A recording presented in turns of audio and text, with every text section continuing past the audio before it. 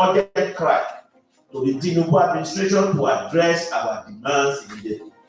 Unless these demands are met, more protests will definitely follow the National Day of Survivor on October 1st. As the Fearless in October protest draws nearer, the organizers have called on Nigerians to troop out in their numbers to come out and protest and demand for an end to bad governance. They have also called on the police to give them protection on that day. The police also invited some of their leaders to the police headquarters in Lagos. Also in Lagos, where they held a press conference making fresh demands from the Tinubu-led administration. Credit to Isaac Obasi, who covered the event. Here in Lagos State, our peaceful protest march will take place as follows. Date, Tuesday, 1st October 2024. That is the date. Hello, everyone. My name is Adam Ferrari, and I am the CEO of Phoenix Capital Group. We look forward to you joining. Take-off point, Ikeja, under bridge. We plan to march from Ikeja under bridge on that day, round several roads and streets of Lagos State, in order to sensitize the Nigerian people who are suffering under the incubus of the anti-poor policies of the Tinubu regime. And the time for the action on October 1st is 7:30 a.m. Let me repeat myself. The date of our action is Tuesday, 1st October 2024. The takeoff point is Ikeja under bridge, and the time is 7:30 a.m. By this announcement, we are informing the Commissioner of Police, Lagos State, of our planned October action. We are also, by this means, informing the police of its obligation under Section 3, Subsection 4 of the Police Establishment Act 2020, which imposes a duty on the Nigerian police force to provide adequate security for citizens who may wish to participate in public meetings, rallies, and protests. We hereby call on the Nigerian people, progressive organizations, community groups, trade unions, student unions, youth groups, to come out massively on October 1st in peaceful protest and demonstration. The October 1st action is a warning, and also it is an urgent cry to the Tinubu administration to address our demands immediately. Unless these demands are met, more protests will definitely follow the National Day of Survivor on October 1st. Here are our cardinal demands. 1. We are saying no to IMF neoliberal policies. We are demanding the reversal in the hike in fuel price and electricity tariff back to May 29, 2023 level. We are demanding that government-owned refineries should be made to work in order to guarantee affordable fuel products. Number 10, genuine electoral reform for independent candidature, diaspora voting, and a truly independent electoral body. Conclusion: one lesson that the past 64 years of Nigeria's existence has proven to us is that there can be no progress when the society is run to enrich a few at the expense of the mass majority. As things are today, the problem of Nigeria is not the absence of resources to make life better for all. Rather, what is happening is that the majority of the Nigerian people are wallowing in poverty, despite the abundance of wealth to make life better for them. At the moment, over 80% of Nigeria's wealth has been stolen by just 1% of the population, thereby subjecting the vast majority of the population to a life of toil and suffering. We need a different way of running our country, one that ensures that the country's wealth goes to meet the needs of all and not the greed of a few. This is our definition of good governance. This is how we end poverty and hunger. This is how we can rescue Nigeria and restore its lost glory. Time, ladies and gentlemen of the media, for listening to us at this press conference. And we do hope that we continue to enjoy your support in our long journey to freedom. And Luther continua. Solidarity forever. Solidarity forever. So if if our vice president can go to Nigeria to say that, why should protesters? I can pay you cash for your house no matter what condition it's in, just like this one. I'll make the process of selling your home. We hoodwinked into prison in Nigeria. And before we got here, it is through this process of protest. Even the present president became popular because of activism. So, we are demanding, number one, the right to peaceful protest nationwide because of the reasons we have spread out. 10 demands. A responsible government, a democratic government that came to power through the ballot box should have been so committed to respond positively to these demands. They are not outrageous. They're very simple human demands for livelihood. You see, other countries of the world that we go to, the only thing that creates peace in those countries is social welfare infrastructure. They subsidize also every aspect of the life of their people. Why should our own be different? We individuals basically into a consistent state of non-existence. Because when you look at what is happening, you would have thought that this government would at least exhibit some feeling of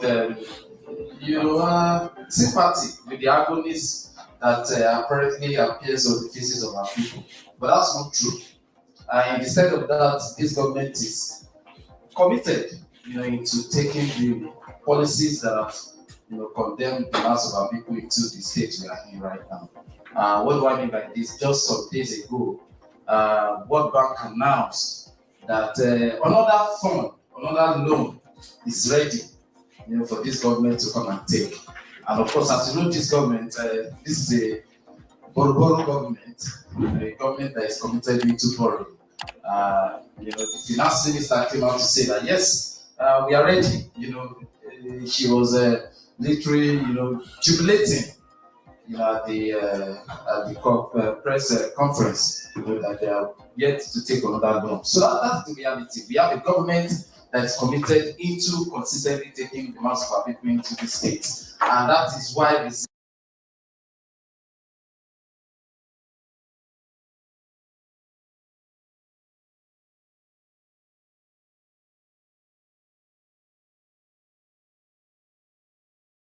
today again, and very soon is going to be October 1, is some few hours away. So far, so good. What has your plans been like?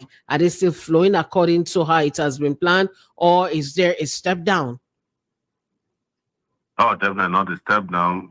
The plans are in top gear to make sure that the entire country is up early tomorrow for a nationwide show of protest against the mismanagement of our economy, our political space, and just the reclaim of our general dignity as a people, which was what was the case also in August to end bad governance in Nigeria. Is there a change in the lineup of demands, or are you still sticking to a demand list of 15 that was had by the last August 1 to 10 protests? We added 2 demands. And one of it is that all the people who were arrested, detained, and falsely now being charged for their participation in August protest should be released immediately, and all charges dropped immediately. And also, we requested the removal of the IG of Persil Costa last problem, and the Minister of Federal Capital and also the police commissioner of the Federal Capital Territory. We heard he's been elevated. He's now been promoted to AIG and in charge of Zone 7. So those demands are also part of it. Don't you think that those demands are a bit tall? Do you think that they're going to respond, especially when it has to do with removing people that they may have really scrutinized to suit maybe their desires? Do you think it would be easy to just remove them like that? Well, you're talking about our demands, right? We don't care about how you think. Precious. All right. So, comrade, good morning. Good morning. Good morning. Thank you so much. Thanks for joining us. And I'm also thank you to you for what you did, your participation or your input in the release of Isaac Bristol, PDUM. Thank you very much. That was a great one. We appreciate you. It was granted bail, so we still have him in detention because the conditions were actually very I was going to come to that, actually. Yes, I wanted to be courteous first. There's process in place to fulfill those conditions, and we were hoping that he would join us tomorrow because he's a strong guy. Yes. But we know the people who have gone to work to get him out. IT professionals, construction workers, and teachers. If you want to supplement your income. Okay. All right. So that being said, I'm looking forward to that bail condition being perfected so that he can be free and perhaps this case continues. But going back to the NMAT governance protest, there were a couple of things that the government had promised during its state's broadcast, especially that of the president. He did mention about giving import waivers to some basic food items, including pharmaceutical products. People were optimistic that would happen. But till today, none of those have been effected. Customs is saying it's not their fault. Importers are saying that customs have not outlined the particular importers that would help us import these particular items. What is going on? Have you guys been in touch in any way to find out why these promises are yet to be kept? At least so that people can. We made it very clear to you when we ended August protests that we're not in for it. You know, we're not a joke. We're not part of all this, let's meet and all this tokenistic promises. We knew from the moment they came to power that they came here to inflict hardship on the people. That is why the first thing Tinubu did when he was being sworn in was to say, I've removed fuel subsidy and you can go and die. And they're doing this an afterthought and they don't care about you and very, very clear. Since this, the value of Naira has gone down by almost 20%. The fuel, petrol, no. People were just what I call banditry in the electricity sector, which made a lot of people unable to afford electricity anymore. Those who could even afford it. That's electricity that doesn't even exist in the first place. And then you have more hardship. Even their own figures are saying that inflation has gone up. So it shows to you that these guys have no idea and they have no clue how to govern a country, except by deception. And you saw what they did also in Edo State. For those who are still looking towards or looking forward to elections that they have now perfected as selection. Okay, so I'm a bit worried. Do you think the August protests were successful? If you think it was, very quickly, I think some people are of the opinion that the hardship in the country even increased after the protest, because as you said, VAT got higher, fuel got higher, cost of products is higher. The presidents or the presidency haven't done anything lighter in at least curbing the cost of government on their own parts, because we see what people refer to some sort of profligacy. We know how much they spent on the hunger trip and all of those issues. So what makes you think that this particular protest will be different if the one in August did not? The protest in August was organized, and we made it very clear, because we understand these people would not listen to you, and that they have been hardened in their ways. And that's why those demands that we made are different from some of the demands that you find elsewhere. Our demands are solid. They are to fundamentally change the country. So that's why we call it Days of Rage in August. But the good news is that nobody in this country, amongst the security agencies, those in government, even those of you in media, thought that there will be August protests. Are you getting my point? Yes. Yeah. So our goal is to keep conscientizing, mobilizing, educating people until they get to that point where they cross the line. Because the government has crossed the line already. They too must cross the line to work for their own liberty and liberation and save themselves. So our goal wasn't to, we never at any time felt that,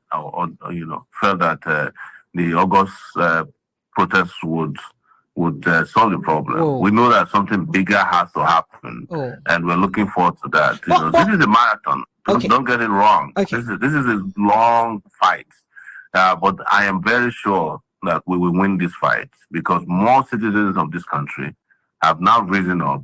They are conscious. They are willing to stake it all to end this culture of all the cultures we have described of profligacy, corruption, the one that engenders poverty and has brought Nigeria to the situation that it is now, amongst the Committee of Nations.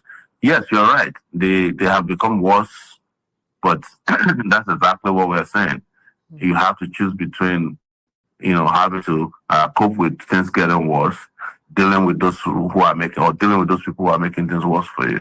That's what it's about. Okay, apologies. But do you think that people will be willing to come out, seeing that those who even went out the first time were charged for treason? That's a serious accusation. I mean, for all I care, people see treason charge as the government seeking for permission from the courts to hold you perpetually or to perhaps kill you. So when this kind of fear has been, that's what it is. But the same question you're asking now was, and organizers, if people will come out in August, what happened? Didn't people come out? In fact, the threat against protesters in August was worse than what we have now. It was in August that you guys were told that the traditional Oro people, that if you come out, you will evaporate. It was in August that Asari Dokubo had a global world press conference, well attended, in which he said if anybody came out in the Niger Delta region, they will be killed. They will just be summarily executed. So it was in August that the police and the Lagos State government people were getting court orders in Abuja, in Ogun State. What happened? People came out. People would come out even bigger tomorrow because for them, it's a reminder of a new struggle for independence tomorrow. Okay, Shore, good morning. Tomorrow is 60, Nigeria will be 64 tomorrow. You don't need to remind me. I know that. Okay. Now, the religious leaders, especially some of our leaders, some of our daddies, are saying Nigeria problem is spiritual. And to me, I think they should be correct, because if you see a birthday that took place some days ago, if they say Nigeria is a poor country, people will say no, it's not possible. Because I don't know, even some of those rich people outside Nigeria may not have those kind of car that were present in that birthday, and some of those dignitary. So Nigeria issue is spiritual. What can we do to solve this spiritual problem? I am not going to waste my time discussing spirituality. It's not my forte. But what I know is even if God wanted people to go to heaven early, the Bible would not have said that as a human being you can spend 70 years on earth. If God hated earth so much, he wouldn't have created earth. He would have just created heaven from the beginning. And the people who are asking you to go to, who say Nigeria's problem are spiritual, they themselves are living earthly life. The daddy you mentioned was gifted 2 Rolls Royces. So many of them are flying in private jets. So I think people are also wiser now. They are wiser. I was on a show yesterday in Ibadan, Oyo State, and I was asked the same question. And I said, well, now, if you pray to a congregation, they no longer say amen because they don't believe most of the time. The answer they give? They say, shall be well. And whenever the congregation tells you shall be well, it's telling you that the pastors have all run out of If you're not making $158,000 per year, but you'd like to, I strongly Confuse people. From Nigeria, where you have the migrants, they start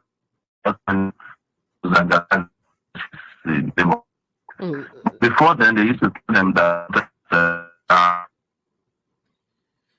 Sorry, the line is a bit dodgy. The line is breaking. I said no, nobody can connect with religion anymore. Because we've seen it all. We've seen that religious organizations and these also they are the religious arm of the establishment that possible. Okay, it's behaving a little dodgily, and I hope that it will settle soon. Talking about the connection, I don't know, maybe it's from our own end or yours, I really can't say. I want to take you back a bit to what Precious had asked about the fear of people coming out because of this and that, and you referred to the fact that even before the August protest, people had also shown fear that people may not come out, but people did come out, and the whole 10 days you had the sessions. The other side we should be looking at, and she also referred to that, is the fact that people are currently being held. Over 1,000 people are currently being held on charges of treason for being a part of a protest, and that has been very worrisome. How can people's fears now be assuaged? Because I know that definitely some people will come out against all odds, some don't care, but there are people who are truly worried of the fact that they are being held and charged for treason for just protesting. How are we sure that this is not going to play out again? And how are we sure that if it does play out, we're not going to have people kept behind bars for so long? Cannot they will not behave tomorrow. What can be would never be found. The line. Hello, Shore. I think maybe we should reconnect. Let's try from this end to reconnect, because is not just crackly, it's breaking off and on. We can't get what you're saying. Maybe let's try and have that reconnection done. Yes. And we're going to do it again. We do apologize for that. It's actually not from our end, neither from his. I think it's just a telco thing that is at play. We'll try and sort that out. If you're just joining us, you're listening to VOP 90.3 FM. And also we have VOP Television also joining in. You can watch VOP TV on YouTube. Just search for VOP TV. You find it there. And for those of you who like to stream and also see what's going on here, VOP Radio is at VOP 903 FM here in Lagos, and wherever you're joining us from, again, we say welcome. Now, Precious, I understood the angle we're looking at just now, the fact that people are there behind bars still going back and forth, being given stringent bail conditions. I think it's back now. Okay, welcome back. All right. Yeah, it's a lot better. Can you hear me now? Yeah. Oh, fantastic. Thank you. All right. You wanted to respond to that, which I had said before then. Yeah, I was saying that our focus is not scare tactics. These are all been done to scare people, and paying attention to this also, plays into their general strategy to spread fear. I think anybody at this point who wants to fight for the liberation of this country must understand that there are consequences for it. And we are willing to bear the consequences. Our goal is to fight to give this country back to the people it belongs to. And their goal is to keep ridiculing themselves. The more they do this, the more it becomes obvious and pertinent on the part of revolutionaries like ourselves to change the system. Any system in the world that punishes people for expressing themselves freely and charging them with a capital offense that carries the death penalty, you know that system is ripe for immediate change. And that's what we're about. In Los Altos, we believe that every moment could be an opportunity to smile more, like Anna, who's I just got a message from somebody in the UK. I'll just read it out and you could respond to it. And the person is saying that, should I say that I'm happy, but a bit worried and in doubt about the coming fearless protest organized by Moyale Shure for tomorrow, 1st October, if actually it can yield good results, knowing well that a lot of Nigerian poor citizens are dying and in hunger to 0 degrees. So this person is also showing some fears and hopeful at the same time that maybe it would yield some results. That was somebody from the diaspora who had sent in that message. And let me add to that, which he just said. In Nigeria, we've seen some things get quick, assent. For instance, the national anthem, it took barely 2 weeks for it to become law. We had the jets and Cobain boards and a lot of money that IGP. Yes, which one?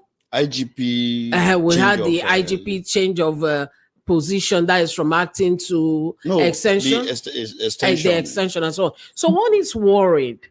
Is it that the government is not listening to the people? Do you have that feeling at times that they are not listening to the people, or is it a case of, what can you people do? You can't do anything to us. What runs through your mind when you see all this playing out?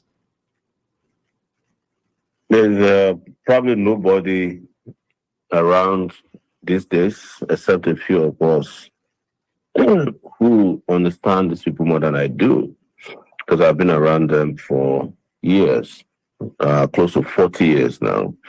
And that is why when we say this is what they will do, you better believe it. They don't care. They don't care about you, but they will care when people seriously jump on the streets and make them care. That's the only thing that's the only thing they're afraid of. They're not. They don't care about listening to people. They don't listen. They don't. They live in and they because they hate the person. So that proof. So if you want to take something about it, I've made their air pumps. Hello. I think maybe what we could do, take it, team. Maybe we could switch connection. Maybe move over to another. We could try something else because the line has gone completely. Maybe we're going to be using either the cable, what do you call it? Either WhatsApp or direct call because it's breaking. Shure, can you hear us at all? In fact, it's all frozen now. You can hear? You can hear? I can hear you loud and clear, yes. Yeah, it's from our end, therefore, because it's breaking off and on. Could you just say your last line again? That the people don't care about you, they don't care for listening, they're not bad for people. Either they listen to people, but the first come to power, they grab it by force and they empower. You should not take them back. I don't want to Okay. I think this is maybe from your end. I don't know. I think we're going to switch. Thank God. I think let's switch source now. Let's switch source, right? And we'll get back to you shortly. Sure, it's unfortunate it's happening like this. Let's switch source and we'll continue this conversation with Omoyele Shure. Let's try and work that out. And if you're just joining us, it's VOP 90.3 FM. Please run through your thoughts again because we didn't hear any of those things you were saying. If you don't mind, please.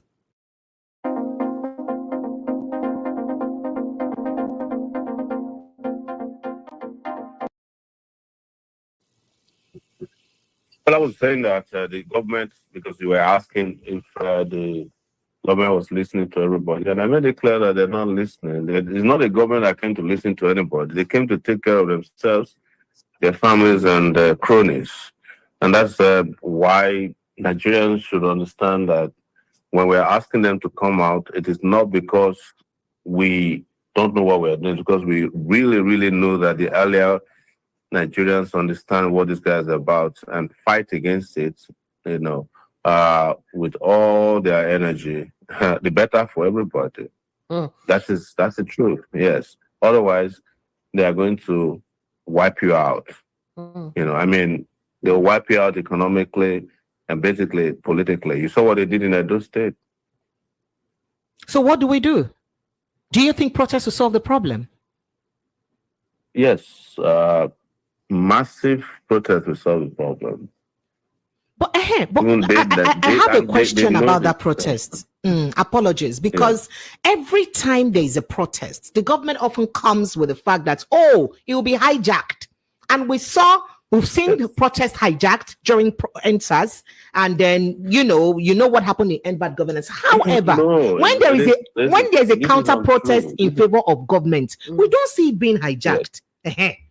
So I would like you to chime in there. There's nobody that has ever hijacked a protest. They have been involved in protests since 1989, right? So if you calculate the number of years I've been protesting, it's probably half of the year of independence.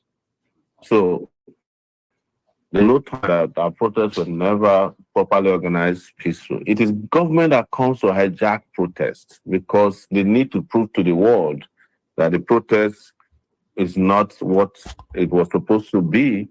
And that also enables them not to listen or answer to protesters and Nigerians.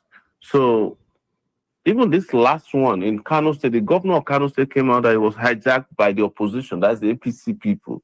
In Kaduna State, they went and started shooting at people, killed people. They were the ones who hijacked it in Abuja. Even after they obtained court orders in Abuja that people should be at the stadium, they still organized thugs. They organized police, DSS, all of them driving in the same vehicle and attacked protesters at the stadium, most of them women. In Lagos, protesters were attacked by thugs. Journalists were attacked by thugs. This was captured on tape.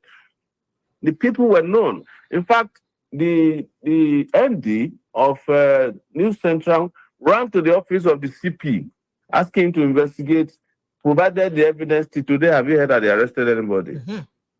During NSAS, those guys that were carrying machete, did you not see them? During NSAS, who were attacking protesters, they are APC people. Were they ever arrested or prosecuted? No. Because that is their job. And then they'll be using the media to sell the narrative that, the reason they don't want people to exercise their right is hijack. You hijack a country from people, you're killing them with hunger and starvation and corruption and incompetence. And when they protest, you hijack it and kill them again. What sort of country is that? So we all know the game, and I think it's high time the media also stop parroting, the dead narrative that protests are hijacked. Now, sorry, you're standing for the people. Those who are protesting too are also standing for the people. We'll have Chukuma join us shortly with a question, but I'd like to find this out first. The Senate President, for example, is one who's supposed to strike a balance. The houses are supposed to strike a balance so the executive doesn't just have a free fly as if they're a group that has no control. Now, we find that the Senate President, for instance, the Senate, they seem to pander a lot, whatever the presidency wants. And only just yesterday, we saw on TV the Senate President representing the First Lady. Senate President representing a First Lady at a church function. And I said I was going to ask you this. What do you think of this? What do you think is going on with that seat? Have you read the demands of our protests, of this revolt in August? We don't even want a Senate anymore. This is part of the rubbish. These are part of arms of government that are costing us, that are bleeding the country. And we have asked that we need only a unilateral legislative system. It's one of our demands. So you get rid of the Senate or the House of Representatives, whichever one the people want to get rid of. And our lawmakers will become part-time lawmakers. If we want to make it really good, put them on minimum wage so that they will understand what it means to have to be collecting minimum wage and doing part-time lawmaking. That's what we need. And that will stop the nonsense you are describing immediately. But All that's right. part of our demand. Yes. Okay, Joseph, Okay, is he ready? Yeah, Chukuma Chukuma is on our television station. Okay, so- Chukuma, go ahead. Chukuma, are you there? Can you hear us? The comrade is listening to you. Go ahead with the question. Hear you. Yes, go ahead. So, thanks for. I'm joining from BOP TV. That's Voice of the People Television. Mr. Sowore, you have a history of activism right from your days as a student union leader in Unilag, and a lot of Nigerians will commend you for your courage. You know, but again, a lot of Nigerians share some concerns, especially since you got involved in active politics. One of the concerns is that, well, you are using this ploy to get popularity, you know, and probably win presidential election, as has been done in some other crimes, people who use activism, you know, to climb to power. Another concern is the fact that you understand the history of activism and the history of protests in Nigeria. And you understand the centrality of protest, the centrality of Lagos in protest. I mean, if you talk about Ali Must Go, it started in Lagos and had full effect before it spread to other parts of the country. The sub-protest during the Babangida era started in Uniben, but had full effect in Lagos here. Talk about the June 12th protest. Everything happened in Lagos. It starts from Lagos and spreads. And the answer. Oh my gosh, put it out! Mom, hurry, hurry! Towel, yes. Hurry, try to. Hello. Okay, All right, I think so- that was Yeah. off. But did you get him? He was. Let's just take the first concern he shared. The fact that is this just a way of propelling yourself in the political scene, because a lot of their looter guys end up becoming people in government and all that. Okay, A lot of people are saying that you are not serious at doing that. If you are serious, you should come to Lagos and start this protest so that Nigerians will actually know that yes, you are very sincere in what you are doing. How do you react to that concern? I will answer your last question. That if I'm serious, I'll come to Lagos in August. Quality of Lagos.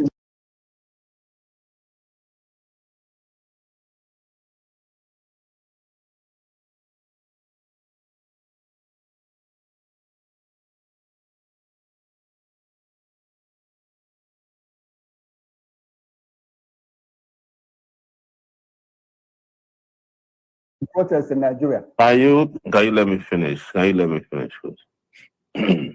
In August, I was on your show, on this radio show. The question was, oh, you are in the US and asking people to protest. This is September. I'm in Nigeria. Now you are saying I should come to Lagos before you can believe me. Right? So tomorrow I'll be in Lagos. What else do you want to ask? All right. The other Okay, question so- he asked. okay, yeah. The other question he asked. Is that okay, sincere enough for you? Okay. Yeah, so the second question is the same way I will answer it. When I was protesting for democracy in a university, was I contesting for president? Do you know the first time I did protest? 1989. I did not engage in partisan politics until 2019, 20 years later, but I was part of every protest in Nigeria. The one, except at Limon School, because I was 6 years old during at Limon School. But I was involved in Babangida School. I was involved in anti-SAP. I was involved in every protest that drove the military out of power. I was involved with anti-third term. I was involved with Occupy Nigeria in 2012, even though I did it from the US. I was involved in protests 2020. I organized 2019 Revolution Now. So how is it that people just can't understand that there are people who have real commitment in life to better the lot of their own people, for their own society? All right. And since when did it become a crime to be involved in partisan politics and be a protester? Did Mandela do it? Wasn't Obama a community organizer and protester before he became US president? There's nothing wrong with that. I'm just saying. Angle. Even the people who are in power now, You know that didn't they you come have to been power? very active. Nigerians commend you for the courage that you have shared. So the that's courage what I'm that you have saying. There's exhibited. no but they are what I'm saying concerned is that also that lately, there's- like your revolution Yes. now, why didn't it take off in Lagos? Don't you understand the centrality of Lagos? that's why I'm wondering whether you just started. I'm wondering whether you just started. And that if I'm just wondering. the process, Chukuma, can you let him speak? I'm not the one saying Let me that. answer Okay. him, please. Let me Chukuma, answer can you him, let him please. speak? Thank you. Yeah. All right, go ahead. You probably just started broadcasting. That is what I think. Because how can you be asking that Revolution Now did not start in Revolution Now started in Lagos. I was arrested 2 days before Revolution Now in Lagos, August 3rd. I was arrested in Lagos in my hotel room, waiting to start Revolution Now. Did you just start broadcasting today? Or didn't you do your research before you're asking all these questions? I'm sorry. I don't intend. I'm not angry with you, but And that took place in Abuja, and you were not in Lagos. No, I'm it not was the in one Lagos. asking That's not. Nigerians. Okay, he has answered you. Okay, so I perhaps would have to ask a follow-up question, and I think I want to come from the angle where some guests on my show in the evening had expressed before about the comrade. So, comrade, first, a lot of people think that, or some people have expressed concern that could it be that there is some sort of underground synergy between you and the government, considering that others who had dared what you have dared have been arrested and never released, but you have been released. Yes. I'm sure you would have heard that. I'm coming out. I want to quickly outline that because a guest expressed this concern on my radio show. And I said that when next I interview you, I'll ask you. The last time I asked you a similar question in Wazobia, he called me obedient. So let me ask again here. So and then that's one. And on the other hand, let him answer the reason that they one. call you obedient, the reason that people say that you're acting on behalf of the, it's the same question they asked on Twitter. But I was on this show with you in August. you were with Cordelia. You weren't with me. That was you were with me. Cordelia. You weren't with me. My name is Maybe- Precious. It's a different maybe it person. wasn't you. Okay. Yes, it wasn't Precious, me. yeah. And that's why I'm I asking was the with question. Cordelia. Okay. And the question, but I was on Wazobia during August, and every one of you said that how can I organize a protest without being present at the protest? Because I was, according to you, chilling in America with my family. It wasn't according to And me, I told you that, yes. To be clear, Now, please. I came to Nigeria Hmm. 2 weeks ago. Look at your theory, your conspiracy theory again. When I got to the airport, I was arrested. Hmm. So, if I had an underground deal with the government, why did they arrest me? So let me finish that question. I was getting to wait, somewhere. wait, It was let me it's finish. important because Let me finish. so a guest had not that concern wait in our now. radio show. So I want you to have the right to refute it, and that's why I raised it. No, you need to because We're losing you again. The connection. yeah, no, because I now. Oh. Comrade, if you can hear us, maybe just adjust your system or something. The connection is bad again. The connection is bad again, and we can't hear you. Yeah, the connection is rather dodgy, comrade. I don't know if you can just maybe move your molly again because it's gone breaky. We can't really hear what you're saying anymore. Can you hear me? Are you still there? Yeah. Okay, We maybe we'll can't hear quickly you. do the reconnecting bit again, but we have just like 5 more minutes to go. Can we quickly do a reconnection? If we can even. I think we can quickly do a phone call to end this because it will be really very proper to hear his I know. response to this I know. conversation. Every time he shows that question is always asked. Every time they ask that question. So apart from that, there was also the question tracing it to back in the 80s when he was arrested by the military era, and that he was somewhere, yes, 80s or 80s. early 90s thereabouts. Yeah, that it was someone connected to 90s. Yeah, that it was someone connected to the now president Tinubu No, that they were- helped ferry him abroad for treatment. They were all doing the Nadeko thing then. It was No. all Nadeko. So it's fair that he Okay. just has right to Okay, his he's here. response. He's here now. So, comrade, I don't know if you can hear us, sir. Yes, I can hear you. Can you hear me So I now? wanted you to have right Yes. to respond so that we Yes. clear that What out I'm- once what and I'm for all. saying is And remember that- that I what I'm did saying say is that people also related that to, during the military era when you had a squabble with the military, you were arrested, and then during your release, that it was President Tinubu who even helped ferry you abroad for treatment. Okay. So I'd like you to clear that air so that people would This is part of why. get that this out. Is part of why. This is part of why I can't forgive some of you with the kind of lies you tell about people. I just, it's just so dishonest how you operate, so that you tarnish people's images simply because they don't follow your political agenda. When I left Nigeria in 1999, Tinubu was returning to Nigeria, having been in exile for almost 6 years. I never met Tinubu, ever. I only met him on the street once. The second time I ever met Tinubu in my life, and I've said this, no one of you can dispute it because you know it's the truth, was at the Presidential Peace Committee where I sat beside. Yes, that's the second time that I met Tinubu physically and sat next to him, and he shook my hand with his left hand. There's no point lying against people simply because they don't support your candidate or your agenda. No, it is dishonest. Comrade, just to be clear, I did not lie against you. I stated against. At least, no, our listeners are here. Against, I can mention his name, stated this on our shows, and I just want you to refute it. It was because of our members who were outside the gates of the airport and wanted to shut down the airport. That was the reason I was released. You're claiming that I have underground dealings with Tinubu. Who is Tinubu's government? Are we not the ones who fought military in this country and didn't run away? Who are they? It is because you people are afraid of them. That is why they have become so big to you that you can't even look out of your window because you are criticizing government. You have all sold yourself to the government because of your weaknesses. I'm not a weak person. I was in this country against Abacha. I was in this country against Babangida. I was in this country, in this Nigeria, against... If you're thinking about buying solar panels, don't.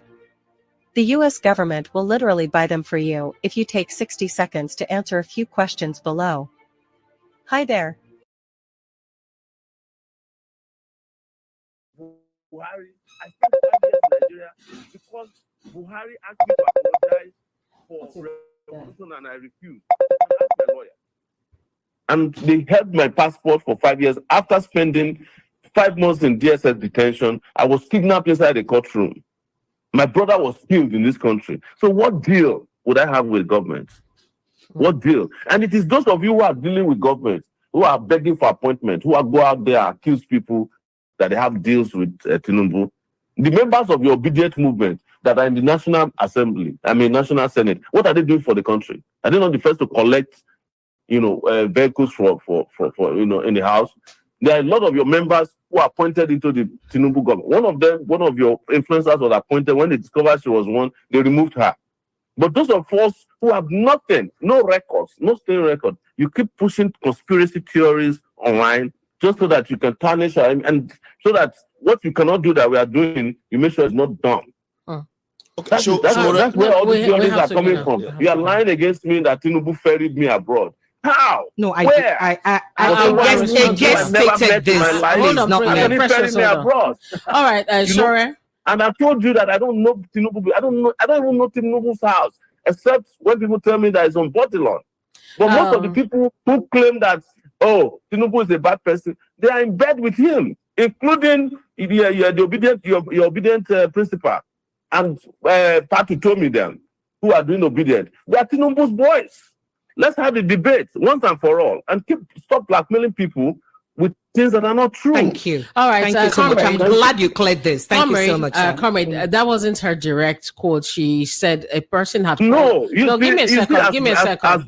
I'm a journalist. I understand. And I know that people frame... She did the same thing to me when she was at Wazobia. And she said it there that I accused him that he's doing it because of being obedient. There, I sat down with them and they were lying thoroughly against me. We were on video and I told them it's not true. And they found out it's not true, but they keep still pushing the conspiracy theories of things I've never done before, places I've never been comrade, before. I wanted you to have the right to tell Nigerians this yourself. If I had bought the theory, I wouldn't have raised it. I wanted you to, it is good because it was on this platform that allegation was made against you. And listeners know this. So I wanted you to use this same platform to refute it. To know that you are doing this deliberately, knowing the truth. I also want Nigerians to know that. We all owe that duty to the Joseph, public. we have to go now.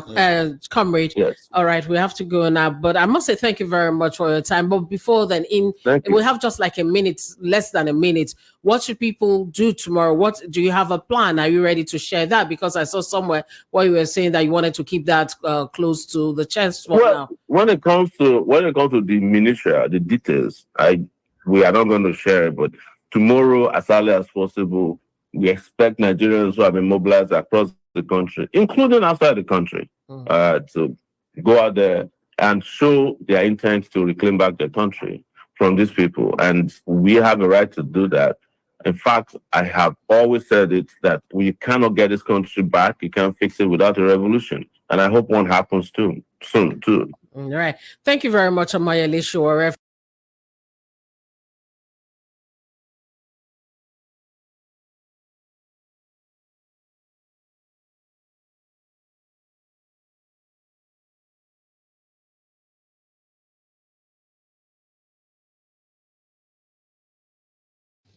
Well, joining me to discuss this at this time is Omoyele Sowore, is actually the convener for Revolution Now movement. He joins virtually.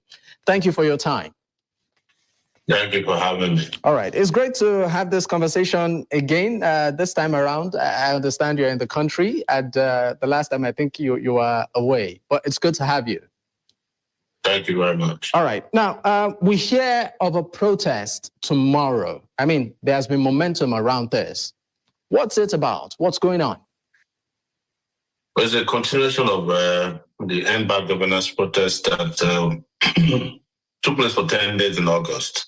And you remember we said that 10 days was just going to happen and continue until we win. That was the promise we made to Nigerian people. And tomorrow is Independence Day, so symbolically, we chose that day because most Nigerians have found that independence did not fulfill their aspirations and needs. And we are seeking new independence, this time around from internal colonialists, people who are Nigerians who colonize other Nigerians and their resources. So you would understand that since the last protest, things have gotten worse. Prices of goods and services, gasoline, petrol, the value of the naira has depreciated seriously. So there's even more need now than August to have a showdown. All right. You said that the protest is freedom. Part of the reason is freedom from I didn't get that part well. You said mental. There's freedom from internal colonialists. Okay. Would you like to elaborate more on what that actually means? But independence in 1960, why did we seek for independence? We're being governed by white people, particularly the British. And we said, well, we don't want to be an appendage of the British colonialist people who were running Nigeria from the United Kingdom and under the rulership of the Queen. And we're giving flag independence, and people took over. I think now it is time to get independence from our people, who have even done worse things than the white people did to us when we were under colonial rule. That's simply what it means. All right. So what asides that, what are the demands, on this protest?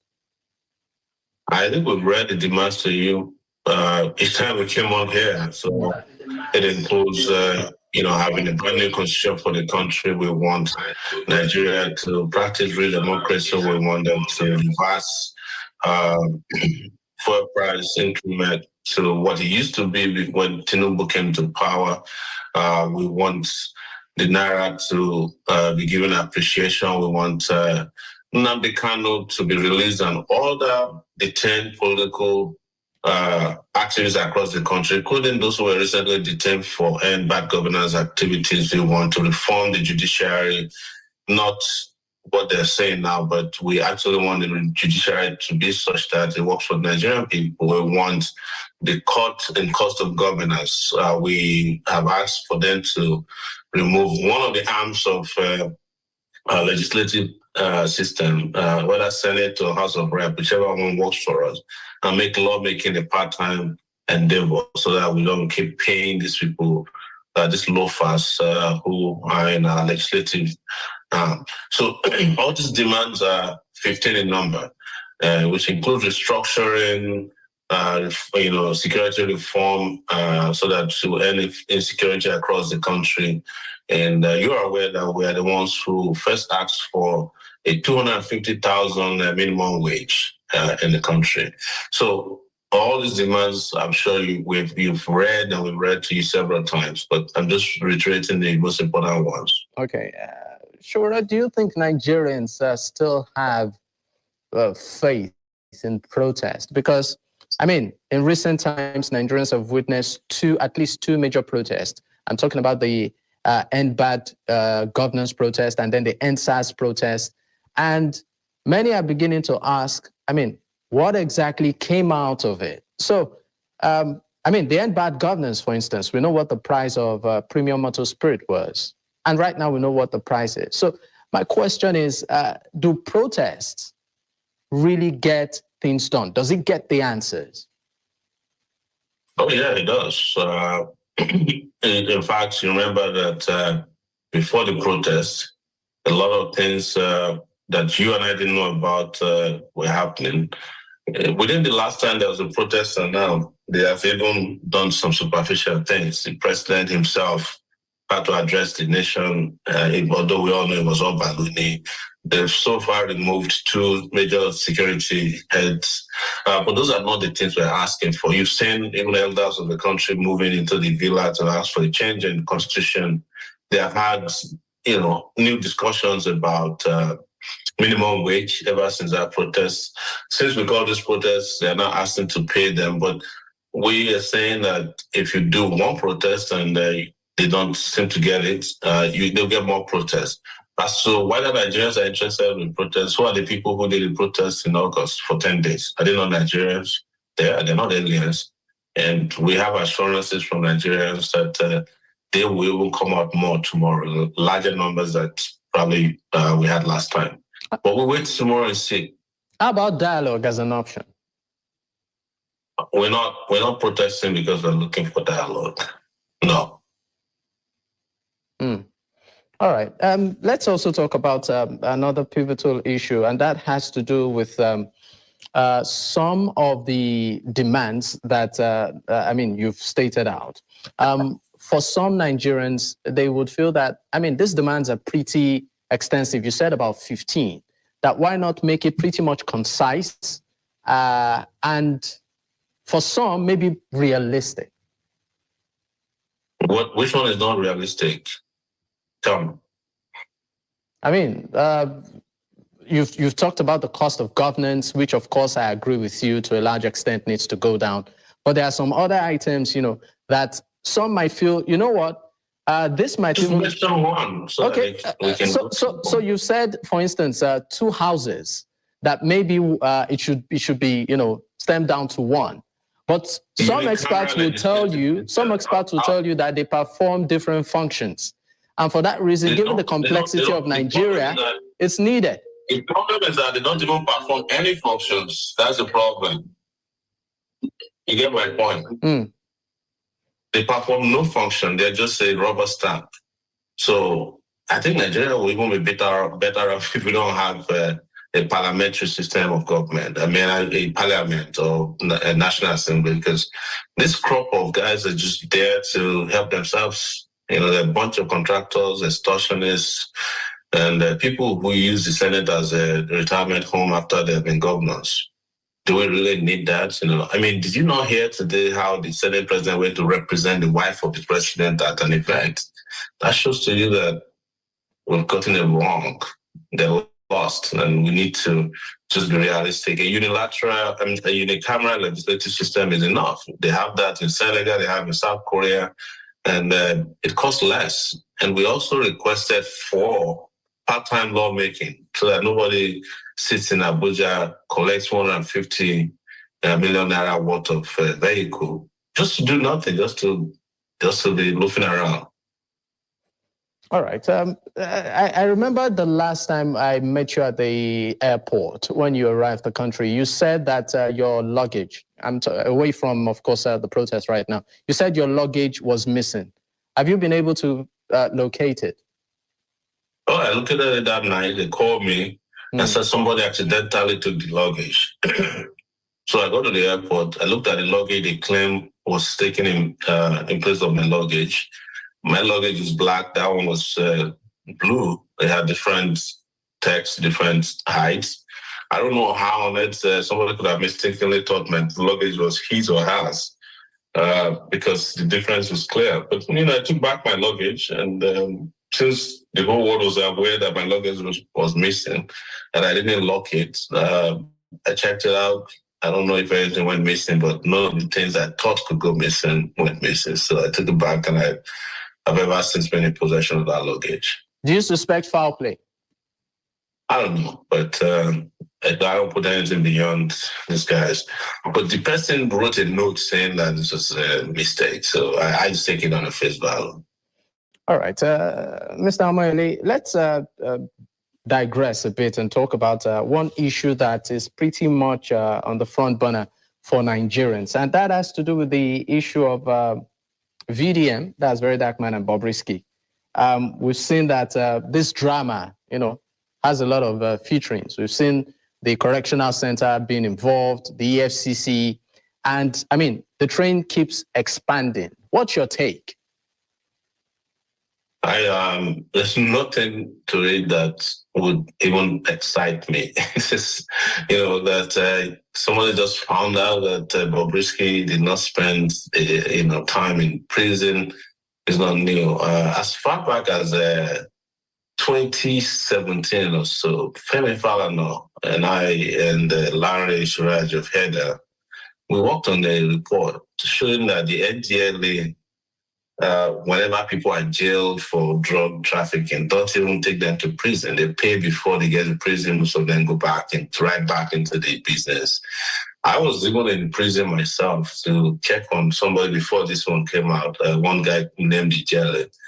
And I was trying to get the prison to show me a letter from where they said a judge gave a remand order in Anambra.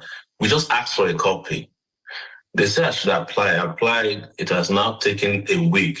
They refused to let us see something that needs no application. Just like, give me a photocopy of why this guy was remanded in prison. The system is rotten.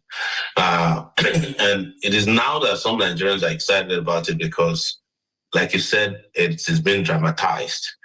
So I don't pay attention to much drama. I think we focus on the big problem, which is the source of the problem, government itself. I have seen this year EFC doing some of the most ridiculous things. Even the arrests and the drama around Bobrisky was diversionary. When you have big thieves in town, you're going after a person who was spraying money.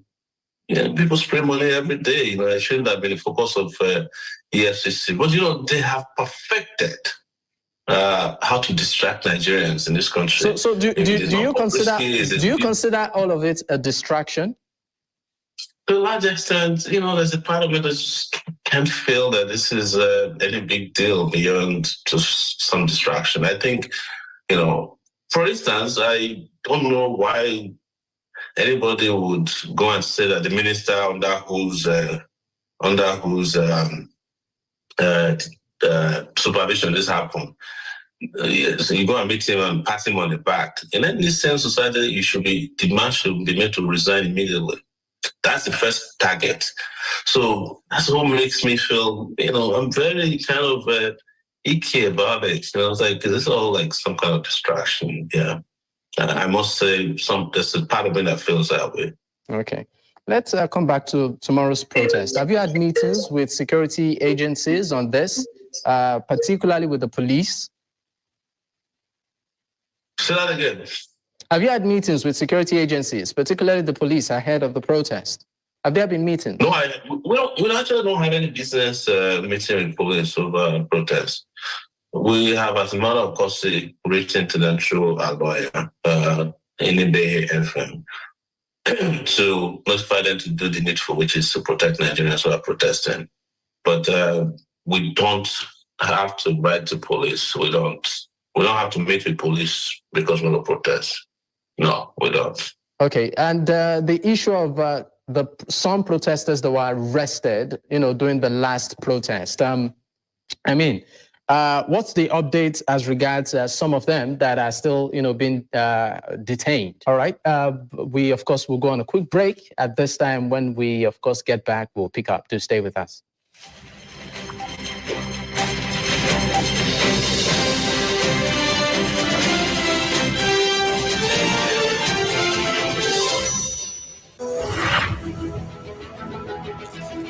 The emotions are high. People are angry. People are in tears. Notice. All around me, there are people, many of them trying to salvage whatever they can salvage. It's Samala Mohammed, who was shot by one of the officers of the Nigerian army. This is the hole where the bullet penetrated, and that's the second hole. Right behind me are members of the Nigerian police force to alert the protesters that they've gone past their time.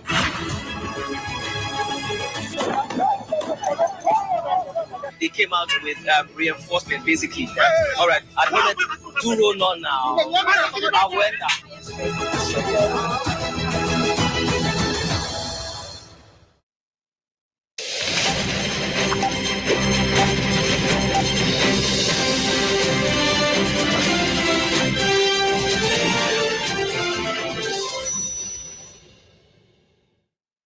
Many thanks for staying with us. This is still Politics HQ on News Central Television. I still have my guest with me, Omoyele Sowore, is the convener of Revolution Now movement, and we are talking as regards tomorrow's protest, which will be happening on October 1st in Nigeria. Thank you for staying with me, Mr. Omoyele Sowore.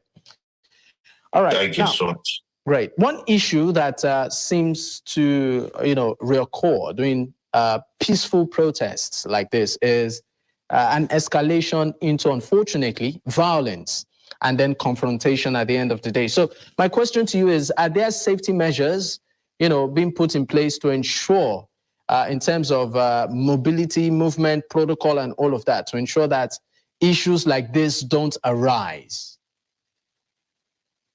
We have always done that. We've always put in place measures to protect protesters. We do everything that is according to the rules regarding protests. So what you should be asking is why, regardless of how people conform with international standards for protesting, police or the government or security agencies always come and attack them unduly and injure them and kill people and arrest them and detain, put false charges on them. This time around, this ridiculous charge of treason, which carries death penalty. You're wondering if you're in a different country, if this is democracy. So we've never, ever partaken in any protest that is violent nature. But unfortunately, we have to deal with people who feel like they have a license to kill and have done this forever. And somehow, someday, this has to end as well. And that is why you see Nigerians continue to tolerate the excesses and engage in peaceful protests. If we very peaceful people, nobody will announce the date of protest. Boko Haram don't announce date of protest. Militants in the Niger Delta don't announce things. They just blow up things. But we're not like that. We have taken the path of peace and non-violence, and this is what we'll continue to do. And we'll do so fearlessly. All right. Another issue also has to do with some who might feel that this protest are merely anti-party or anti-government or even partisan, activities to push, a private agenda or interest. I mean, we know that you're a former presidential candidate, for instance, and you belong to a party. So how do you respond to accusations like that? Didn't the ruling party now, APC, organize protests, participate in protests? Didn't Tinubu participate in protests? Didn't Atiku participate in protests? Didn't Buhari organize and participate in protests? Didn't pastors, GOs in this country engage in protests in the past? Why didn't you accuse them of the same thing when they did? Protest is a right. Everybody have a right to protest, whether you belong to a political party or you don't belong to a political party, whether you believe in government or you don't believe in government. This question is completely needless. You can't say it's needless because it's fundamental. You can't say it's needless. I'm sorry to interrupt you. It's my fundamental right to protest, whether I belong to a political party or not. The biggest political or the oldest political party on the continent of Africa is probably the ANC, right? The African National Congress.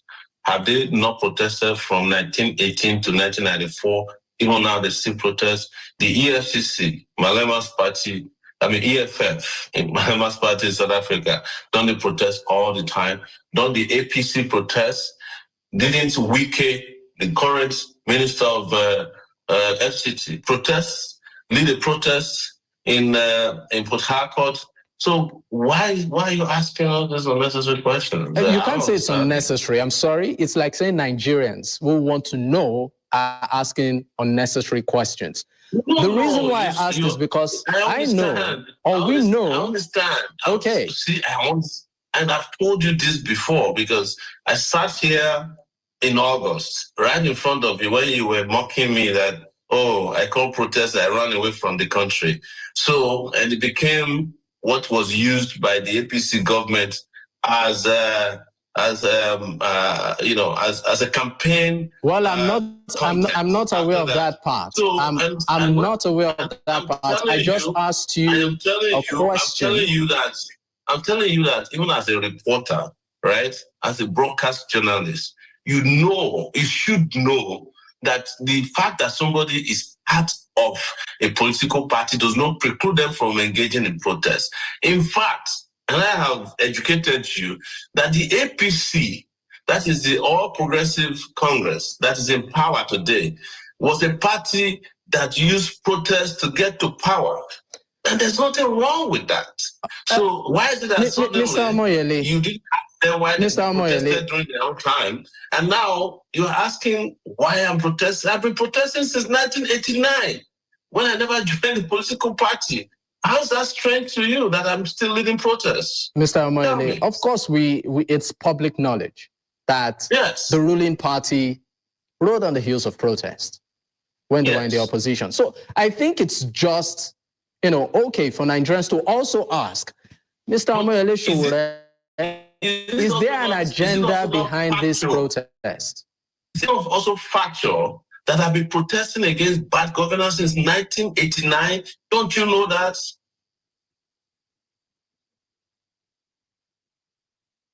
All right, let's move away from that. Let's talk about the post-protest. At the end of the day, what do you anticipate should be, the eventual outcome?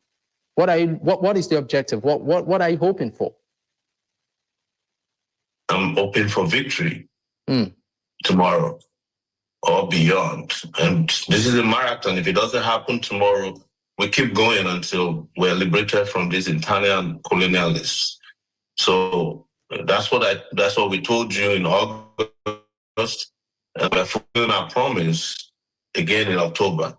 And this will continue until such a time that we have our dignity back as a people. All right. Now, just before I let you go, why is this one tagged fearless?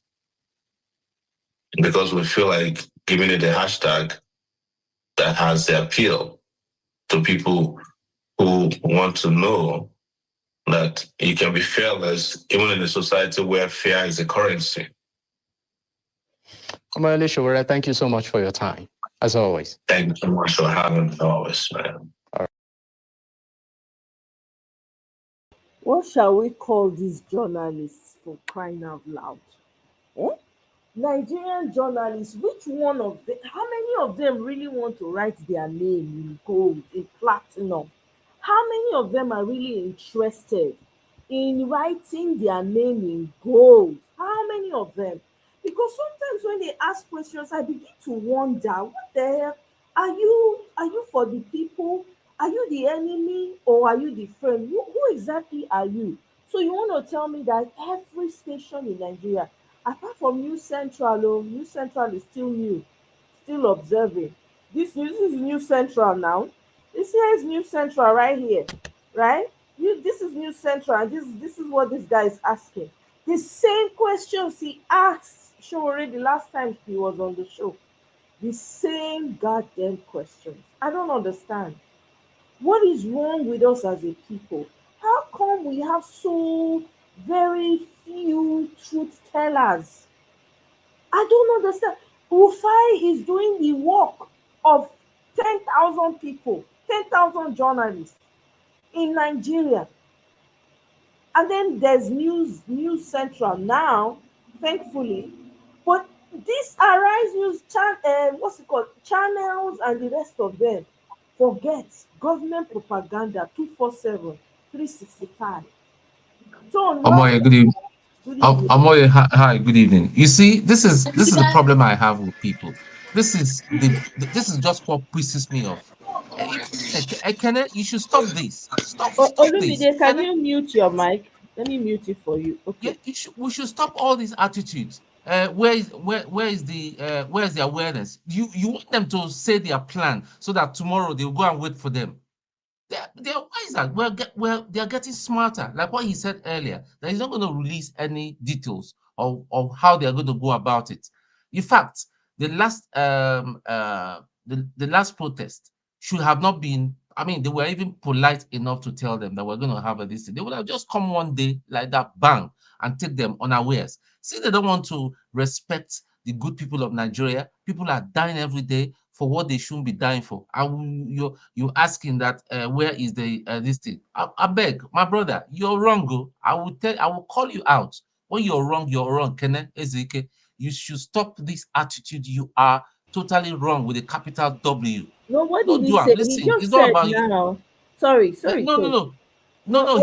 He's saying it's not a matter of awareness. Everybody knows, say on the first, there's going to be protests. Make people come out. People go sit down Yeah, for so hours. he said, I think the response here, he says there will be a day when nobody will be asking if agenda is behind protest.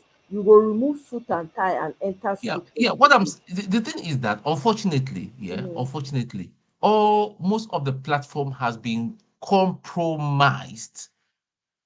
Dr. Damages, that I thought that he was for Nigeria. Dr. Damages, unfortunately, I talk him that Edo guy that they call Niger man. He was in the background listening to what we were talking the other day. So when I came on Dr. Damages, he was reporting me as if he thinks I'm a coward like him. If you're not, man, I know you're listening to this. You come here to listen. He was trying to call me out. I was trying to say that I was in Omoye and all that. I'm talking about Dr. Damages. Dr. Damages could come here and defend himself. He knows I do not have any respect for most of them because I don't know what they stand for. I don't know what they stand for. Anybody will no stand for Nigeria and all that. You coin up a phrase that you're voice of the diaspora. You're like, please, that is an insult on me and everybody that lives in diaspora. You guys are not the voice of the diaspora. And that's the next question I'm going to give them. But I know that if electricity is there or any of those muggles that they call themselves moderators and all that, except forefathers. When forefather is there, I will go in and then ask that question. I would say, I will ask them, how dare you come and say you're representing me? You shouldn't say diaspora. You should say it's your own view. And that channel that they're calling themselves voice of the people. I mean, they just sound dodgy to me. Perhaps they are one of those agencies. Because listen, this Tinubu man is evil.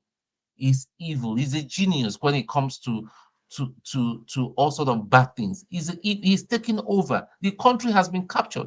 And that was why the man that came on Dr. Damages on Sunday was trying to talk about. It has been taken over. It just has been taken over.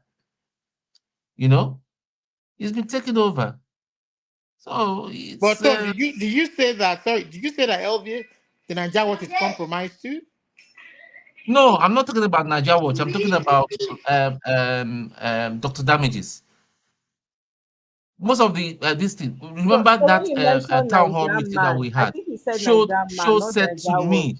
Okay, Niger sorry, I apologize. You said Niger no, Niger man. He comes and listen, and then he wants me and him to do rofo, but I'm not. He's an illiterate that can't even speak English. If you see all his knuckles, all black and white, and all that, I don't play. If it's not for social media, will he see me on the street and talk to me? He can't even talk to me on the street. And if he tries to, I'll knock him flat out cold. He can't even talk to me. He knows that. Anyway, what I'm trying to say is that most of these people are just compromised, and now I everything is just making sense to me, and I respect. I mean, I just gave to Niger respect, because that day was it Saturday? Yes, Saturday night. This other clown came. I don't like mentioning his name because it's not worth it. Telling him to end the show. He told him flat out, "I'm not ending no show. I am not going to end any show." And he continued. And people will enjoy the show until very late. And then this other one that calls herself doctor of a rat and a kitten and all that came and start flabbing about. But anybody that knows Mama HO should talk to her, so that she'll not go and get a seizure or whatever on the show. She keeps. It's not. These people do not respect you. Now they have started treating her like like they would treat Pansat, insulting her. Why would you want to? It's very, very clear that these people don't respect your view and all that. You'll be shouting there, shouting there. They don't care. They've collected money. Their conscience is seared. They don't care. They don't care for Nigeria. So, but the next phase I'm going to start attacking them. Listen, you guys do not represent the diaspora. And any day when they go into that show, I'm going to call into that show and tell them that, listen, all this group of guys that have put themselves together wearing all the clerical suits and all that kind of thing, they do not represent my voice. They only represent their tummy and their masters that they are speaking for. They do not represent the diaspora. The true diasporans are tired of all this rubbish. They want to just say it as it is. If you want to hear the real voice of the diaspora, you come to Moye Corner, you go to Mayego, you go to Niger Watch. That is the real voice of the diasporans. So all this rubbish, all these falsehood and misinformation, because right now it's misinformation now they're using to bend the truth. They will say half truths to mislead people and to confuse people. I'm not going to stand for it. If they think, except they ban me, except they ban me, yes, I know. But as long as I'm there, I'll be there. I'll be waiting until True Nigeria is broadcasting. I'll go there and then be shaking the table and let their hearts be quaking in them. Thank you. Wow. Hey, now wow. Mr. Olumide, go on. Oh, you muted your mic. All right, thank you, my sister. Good evening, good evening, Tone. So, Tone, as for me, I've decided that for the sake of my mental health, I'm not going there anymore. I have unsubscribed from Damages and Iroko and whatever platform anchors their program. I've unsubscribed because if a man claims to be part of the generation that will bring through enlightenment and freedom to the people of the country who have never known it better since independence, and will allow his platform to be used for evil purposes, in the name of, have your say, in the name of free speech, you understand? Then for me, it's not even worth it. For me, the straw that broke the camel's back, for me was this Ido election. The way after the election, the true color, the girl came out with her true color. And you can look at the way they defended the charade they called an election. You understand? For me, it is immaterial to me who wins the election. I don't have a dog in the fight, as they would say it. I'm not from Edo, but I want to see I want to see an election where the will of the people count. Let us begin to set that foundation. Are you talking about Niger Watch now? No, I'm talking about the Damages platform. Oh no, I know Elvis has always been in the forefront of propagating the truth and openness. Mm. I know all this, so and I think I kind of I confused it with Nigeria man. That see that's the way that's how they behave.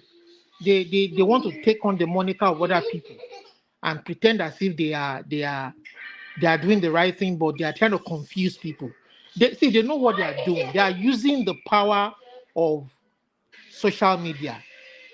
Exactly. Kind of, I mean, how do they to make this to scatter the water, to make it more turbulent? You know. You know why? Olumide, you know, before Ferreira told me something. He said, "Listen, Tony, you don't have to be upset.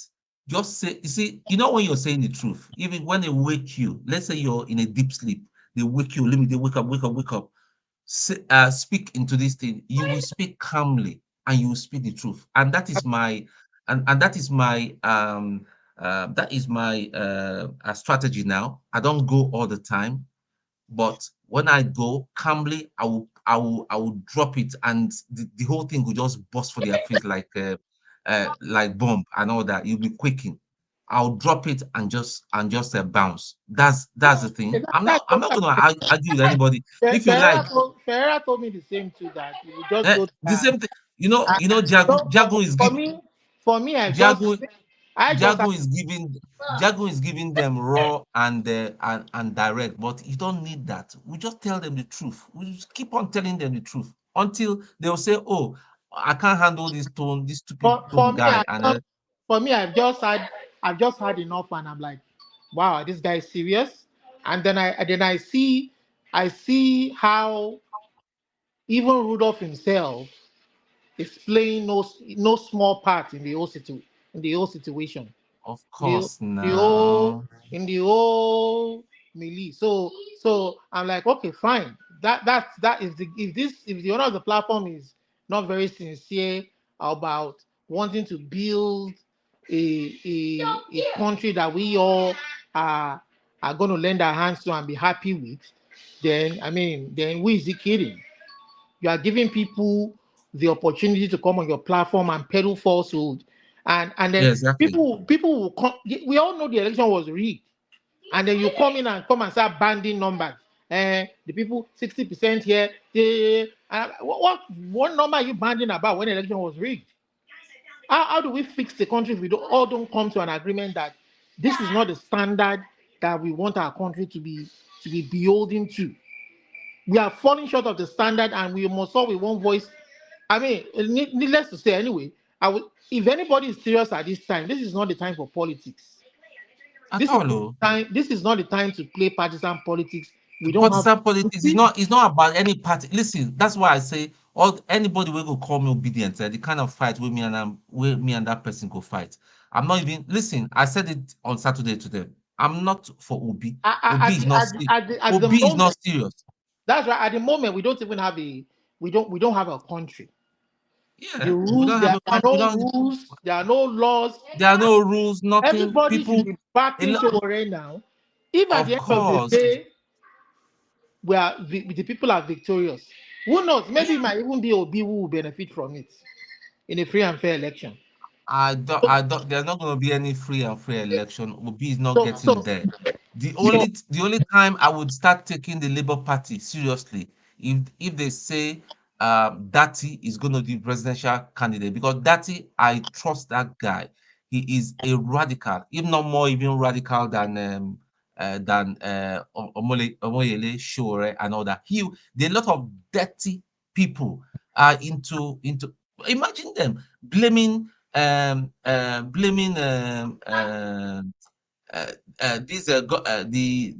candidate in Edo State that he didn't give money. He didn't give money to his agent. He didn't that he didn't bribe. That is how talk is that. But even at that, so see all of that is why I said all of those are just excuses. Number one, the election was designed to fail massively, to fail woefully. So they just have to cook up so many reasons to back up the charade that they held. Even if money was given to people were bribed to vote. Does that still the numbers that were released, or the figures that we saw, are they the real figures? Are they the number of people that were accredited and voted from that accreditation? Now there was this Mayegun did a broadcast, I think it was yesterday or day before yesterday, and one guy who was protesting, one of the candidates, the guy came from UK. One of the candidates came from, I don't know if Omoyen knows this. The guy came from UK. He came to campaign, and he thought, he was one of those in the diaspora who thought, what? Wait. So is it that young guy that was seeking to be governor in Edo State? That's right. And the guy voted. Did you hear what I told him now? I told him right. The people didn't like it, but it was the truth. I told him, I said, listen, he had the effrontery to criticize Obi because he wanted a position. What I even wanted was proud tone from that inference was that when the guy said, even if I was the only one who voted my constituency, you understand? And if INEC said that I was the only one who voted, and I voted for myself, as I have a right to in that election, when that result came out, the guy got 0 from that constituency. The guy too is not honest. He's being used. The guy don't collect money from APC. I can tell you categorically too. The guy is not clean. But the way they guy from the falsified, UK. they were so dishonest to a fault that even the guy's own vote didn't count. Now so they used him now. Is that so stupid? They don't cut some small money for him now. The guy now motivational speaker now. The guy now just one small time motivational speaker. I haven't even seen him, but I was just for Manchester. He lives in Manchester now. I one guy with in Manchester. I know because I called about what happened, that the way they fought. I called because the day he came on Dr. Damage's show, I called 1 or 2 people that I know that from Benin that live in London. I mentioned his name. They started laughing. I said, "Why are you guys laughing?" He said, "No mind that hungry guy." Say the guy they boast to them, saying don't collect money from another party, but they don't want the same. But I had to put 2 and 2 together now. It's Tinubu now. This is the game that APC are playing. They swing both ways and all that. They believe that everybody has a price. That's the thing. It's just unfortunate that the country has. They approached Elvis now with money where he couldn't refuse. Now Elvis told them to go to hell. Yeah, he said the game they play. He said so, but our own organo, he not even talk whether they approach or they don't approach. They don't collect. He don't collect, and he don't. Seems say he don't give them money. All of them don't buy. KJ don't buy any suit now. KJ don't go. What's in the name of that one store for US now? What's in the name of that one store? What is the most popular store for US now? KJ don't go buy coats. I've been a suit. Then. Oh my God! They share money. These guys are just something. God will help us. Well, I mean, the blame goes around. The blame goes around, but and if they think that people like us in the diaspora will come back home, they want us to come back home and I don't know, to come and do what? To come and help them fix the country, to come and invest in what? Where there's no light, where there's no. I mean, they just even if they want us to come back and come and join them, can they take it back to how we left it? Those if they guys can take it back to how we left it, right? We'll consider coming back. How about that? That's a deal. That's a fair deal. If I won't go Africa for them. If I won't go Africa now, you better make I buy my ticket, go Ghana, go enjoy myself, chop kinky.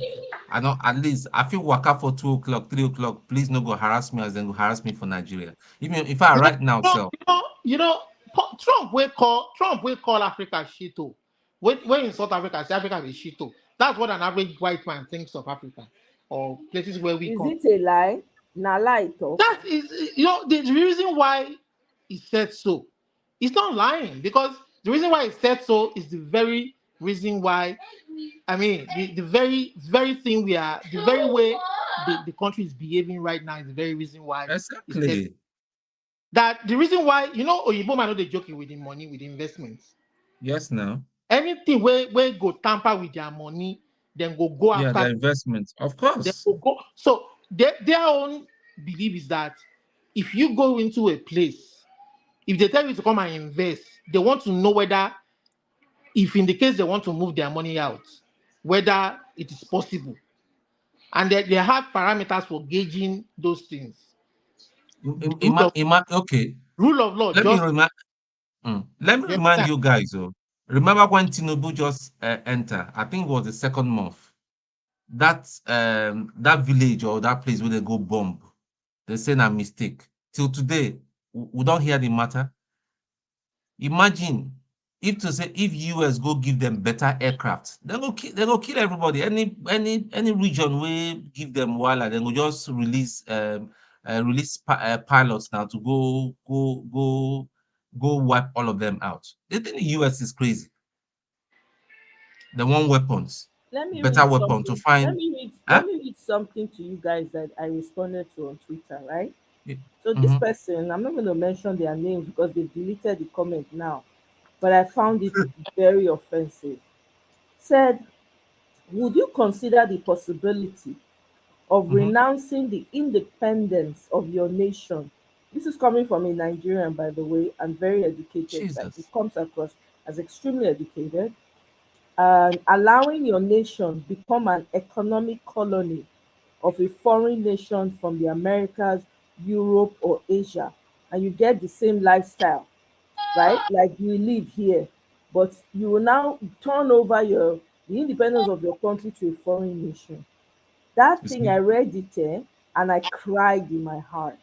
And You I see? responded. I You see? struggled with responding because I was like, I don't So want that, to, but I said no. If I don't respond, I that, would be doing injustice. Then I responded. I said, I completely and wholeheartedly disagree with this statement or concept. Are you trying to pander to the same enemies we have had for hundreds of years to run your homes? You know this is what they want, and you're participating in it consciously or subconsciously. This is dangerous and sad at the same time. This is quite telling and gives the impression that the men are weak and incapable of taking care of their homes. That's exactly what it means. So, well, I'm glad that he considered it. I have to give it to him. Maybe he didn't think it through when he was posting it and he deleted it because it's BS for you to type this out in a public on Twitter for that matter, where everybody and their grandmother and their ancestors have access to. This is what some of our Nigerians educated is not an illiterate. Eh?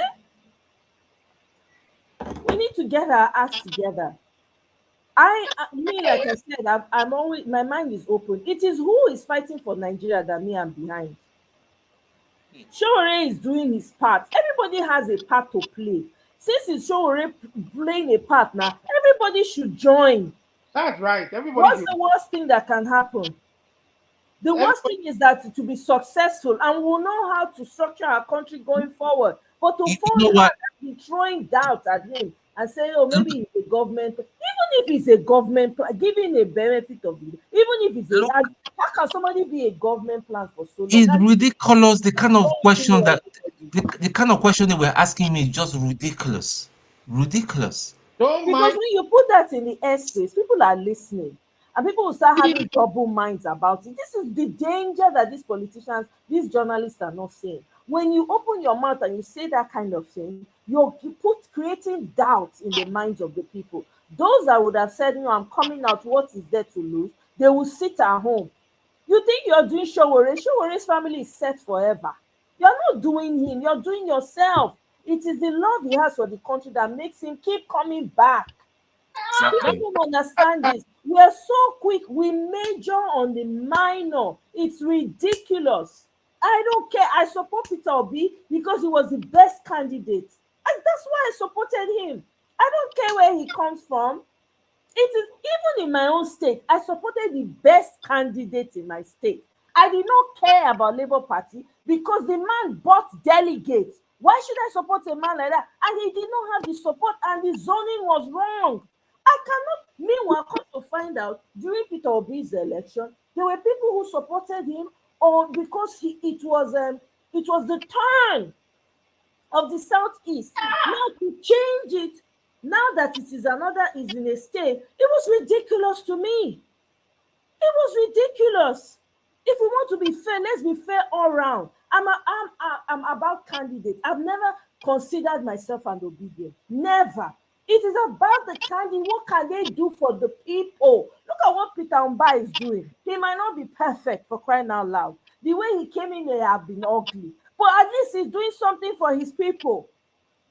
Will it not be okay if you go to any state in Nigeria and you're able to have security and peace of mind? Does it matter if an APC governor is performing today? I go support that APC governor. I'm telling you. Because all this partition politics, I don't fancy them. By the way, Omoye, can you post the link, please? I just saw Mr. Ferreira's. It's very annoying. I don't understand. So for we me, cannot be moving like cults. We're not a cult, for crying out loud. It's about the safety of that country. It's about saving that country. God damn it! It's about saving Nigeria. What country are you living behind? You people are the ones that have children. Me, I don't have anything to lose. Oh, I don't. I'm only doing this purely on love, nothing else. Because I grew up in Nigeria and I miss the local village life, the local rice, the mangoes, the bushman. Those are the things I miss and I crave for sometimes. I miss the simplicity of life, where you don't have to be worried about your phones. You just go into the village, you go to farm with people, you eat fresh farm food. I miss those basic things of life. Omoye, I'm from Anambra State, Onitsha, to be specific. I remember those days when I will go with my dad. We will stop over because he has some friends in Ore. We will stop over. I used to look forward to those bushmeat. We'll eat. Then we will stop over in Benin because my dad has a house in Benin. We will stop over before we even eventually get there. But right now, Omo, traveling on the road, you'll be worried about Fulani herdsmen, kidnappers stopping your car and all that. How did we get to that to where we got to? How did we get to this stage that they will carry you? They will be asking for 100 million. 2017, when I was in Nigeria, there was this guy that lives in London. It was his niece that kidnapped him. Do you know they paid the ransom? They still killed him. They still killed him. You see, we got to this position because of all these people who don't do their job, all these stupid journalists who don't do nothing. You see the stupid question that one was asking Sowore? You see the stupid question that one was asking Sowore, creating stupid insinuation. How would their country, and it's the same one who comes here to say, she has to do 2 jobs to survive. She has some other things going. Please, oh, they are endangered species. Please, oh. The journalists in Nigeria are endangered species. Please. This guy in danger. Don't be somebody go do something where go five journalists supposed to get power pass. People are just, I don't know. Journalism where then they do and then those idiots, they defend them that day, and that one just all they were exhibiting was nothing but cowardice. How you go come this world for your own fatherland? Tell me which job is not which profession is not endangered in Nigeria? Even every profession. There are people in police force who want to do the right thing, they are afraid. There are people in the army who want to do the right thing, they are afraid. Right. There are people in all of the institutions who want to do the right thing. There are people in that INEC who are not corrupt. But if they dare talk, they are in trouble. Olumide, I wept for Nigeria. a senior officer that works in the prison came out today and was just blabbing rubbish. I say, so this one now Gawe go there for one big this thing, give him big Rubbish. I car. They was go dey call am watching oga. it. It was He was terrible. talking rubbish. Rubbish. She said they provided for the not knowing that one has already given it a different story earlier Yeah. to another media house. Two stories So by contradicting each implication, other. so by implication, are you trying to say that Bobrisky is not a man? This someone that No, it is swore now that he they was a would man. recognize international law. Those who don't recognize international law, they don't even recognize Nigerian law. Now they want all of them be joke. All of them be joke. Make them they continue. I know, pity them. Shebi we don't escape. We they cry. They try to tell them. Even Shororewe then they condemn. Don't escape. Even Obi don't escape. At least in get money. Make them they continue. Now them and their children go suffer. Make them no stand up as human beings, as men in this age of technology, in this new age. Make them they say then they fear, then they do boy. They follow Oga, they say then they fear. For salary, we no reach them, spend though. The salary no reach them, oh. You see how foolish they are. But they still no fit talk the truth. Make them they do and make them continue. Make that one we call ourselves Precious. They ask you that stupid question. It's annoying. But that one too, give him woto. Give him correct answer. Say Shoro doesn't. He doesn't take rubbish now. Shoro doesn't take rubbish. He doesn't. He's not even for. I won't give them woto. That was the same thing that happened to that my friend that went to go and mistakenly go to one man to more show. I told you about him. I tried to reach him. I tried, but he said by the time my message came in for him, he was already at their show. But he gave them woto. You know, they don't know. They keep thinking. You see, that's our problem.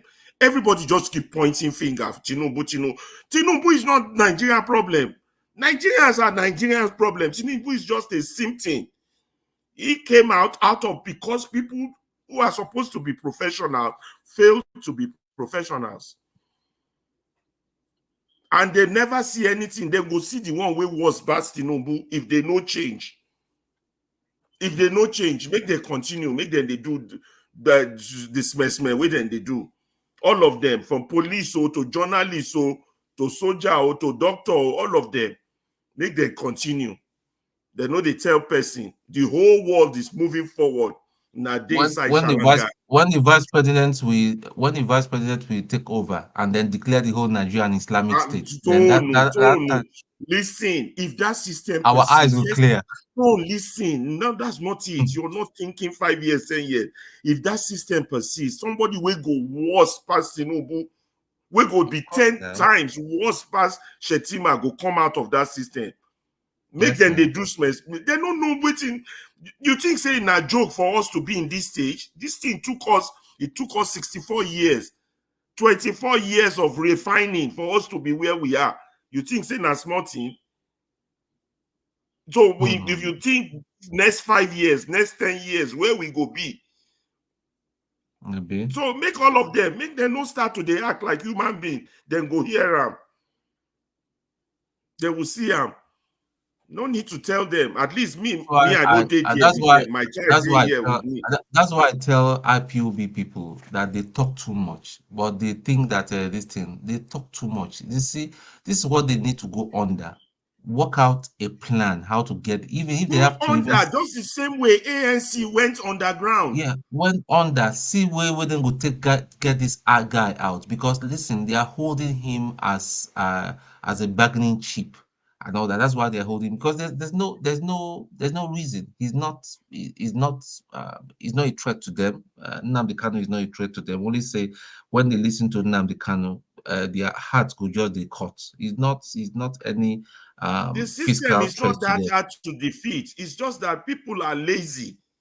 Yeah. That's all. And a lot of sellouts. A lot of coward. Yeah. And you know the thing that annoy me about those cowards? Then they like to hear themselves talk.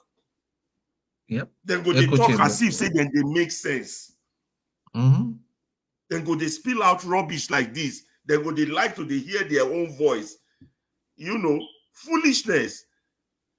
This is the same country where your children. No, I pity them. Make them continue. Make them continue. In fact, there's a proverb in Yoruba that said, if you say "Mak mami," if a mother is telling the child, "Don't kill me," after a while, the mother will change tone and go say, "Don't kill yourself, don't kill yourself." Now, don't kill yourself. Then they never know. You know, here's the thing I find very, very interesting about Nigerians, right? Yeah. VDM, as insignificant as you think he is, he's doing something, right? So, he's doing, he's touching us. He's not perfect. The structures are not in place. He's still a very immature young man. You can tell. Young man is doing He's something. Big, but he's very immature. You can tell there's a lot of work for him to do socially, right? Yeah. And wisdom-wise. People criticize him for what he's doing. But that's just the sad part. He's tackling a problem. Nigerians cannot see that. But when something goes on, they are quick to hop on him and drag him down. Because they themselves. I find it disturbing. That's because they themselves are the devil. They themselves are the devil. They just like to point finger to someone else. Let me land at this point and then I'll mute my mic. So you can continue. Right? Now, Sowore is busy organizing this protest. You hear people say, "Oh, it's a government plant, it's a government." Okay, what do you want? You people are folding your hands. Nobody is doing anything. The people that are even putting themselves, their body on the line, doing what they need to do. You people are complaining. What do you want? Nigerians, what do you want? Exactly. This man came all the way. He left Frappuccino. He left Starbucks coffee, the Frappuccino, the vanilla latte, all those delicious things. Many restaurants along the way. Different clubs, Las Vegas, everything to come and put his body on the line. But you people are still saying, "Oh, he's a government." Don't get me wrong. I don't trust anybody. To be honest, I don't trust anybody in Nigeria. But if somebody is doing something, can you at least condemning their person? Support him? You understand? Let's see the outcome of it. At least he's trying to do something. All the Nigerians that are sitting down, what are they doing? What is that's wrong why with Nigeria? That's why I know they pity them anymore. That lamentation, then go lament tire, then go suffer tire. They'll never see anything. If this system persists, go and see what they will see in the next 5 or 10 years. They'll never see anything. They'll be people. That's because they themselves are evil, hypocrites. Then go come carry religion for head. If we talk here, that one go that KJ go they quote Bible. I go just laugh. Moron, these idiots. Then go they quote Bible as if say they know God. Devilish, satanic people. Nigerians are the worst Christians all over. I do not say this. I say this without any sort of apology. The worst. They are not even serving God. They are worshiping the Satan. They're worshiping Satan. They don't even know. That Bible they have in their hand is all lip service. The words of it, everything is just, they are the devils themselves. Because if they're not the devils, you have people in you can't, when you leave church, you look outside your surrounding. There is sadness, there is gloom, doom, people depressed all over, and you cannot raise alarm in your church. And when somebody is doing something, they attack that person. Saying a journalist supposed to be attack Sowore. Tell me, a journalist. Exactly. That's just to tell you how devilish and satanic they are. Iban is doing your job. That time when they say BBC, now he talk about the Rivers election, I weak. I say they no get journalists for Nigeria. Why BBC? Why BBC go come from London, come expose things for your own country? You know they shame. I said BBC now tell us if they come out, BBC and American news, they say Edo election was largely peaceful. I want to cry. I want to cry. And you get I people see where you send videos all school, go over the journalists. I don't tell you, that country don't finish, Omoye. The moment where I find out, say, for 24 years and they do democracy, they get lawyers for that country, and none of them know, say, it dey wrong for you to go swear somebody in before you finish case. Now, here I know, say, that country don't finish. Do You not know, tell me, serious say, none of person, the see lawyers, when they read it, it all appear to them, say, this is wrong, this is against legal precedence. Nobody see that one. all of them don collect money for back. You no see wetin dem dey judge this BDM and Bobrisky matter when dem dey talk with Falana own. They go still Right? cover everything The up. They no lawyer go that change. came to talk, I think on one, I don't know that it was on the news channel or something. The man, it was more of how dare you mention Falana's name. That was the Yeah. perception I was getting. Like, how Because dare he yeah, even that's mention what it? bigmanism does to them. It makes them feel like they are God. Oh And when my somebody question them, Tone and Olumide still dey there. In a no see Yeah, am for they na still show. dey there. In a no see am for na show. Person where they borrow show, where they I do go like gbadun God. you. It's that mentality. So, Person where they borrow show, where they do like na no see am for na show. You now go come they wonder. You get the thing say na God. He make law. I remove this. I remove that. I don't become Abacha. Fools. You Because know, that I've big told, man- I've told, I've told. I was on Elvis. I was on Acha Watch this evening, and somebody, one of the panelists, was talking about, was just lamenting that the kind of corruption that is going on. That who is going to save Nigerians from these billions and billions and money and all the rest of it. And I came in. I said, see, I said, well, that is not. That is the. It shouldn't surprise us why they rigged the election in the first place, so that they keep the status quo, Yeah, exactly. so that they don't move things. And one of them, Black Panther, was saying, "Oh, you know what? Election. We need to find a way to do electoral reform to making sure that INEC conducts a free and fair election." And I said, I countered him. I said, see, at this point, I said, don't see, bring out the best.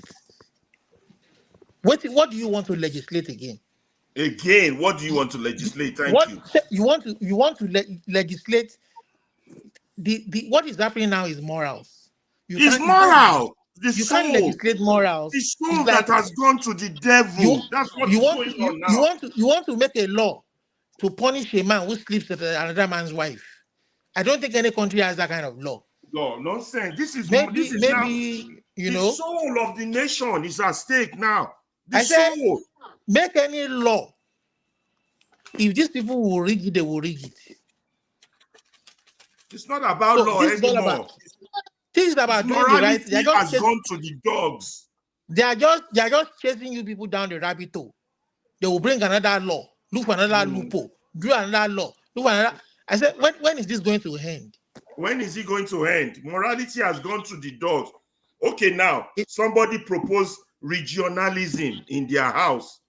Guess who stand up to oppose them? Bamidele, your former speaker, Bamidele, Yoruba man. People waited on Yoruba nation. Can you imagine? Because of waiting, Wow. then they chop. As if that one no go solve part of our problem if they at least pass that into law. You know, those guys, they were never serious about that Yoruba nation thing. They just They're use it to criminals. gaslight. They just use it to gaslight Yorubas so that, you know, to clinch that presidential ticket.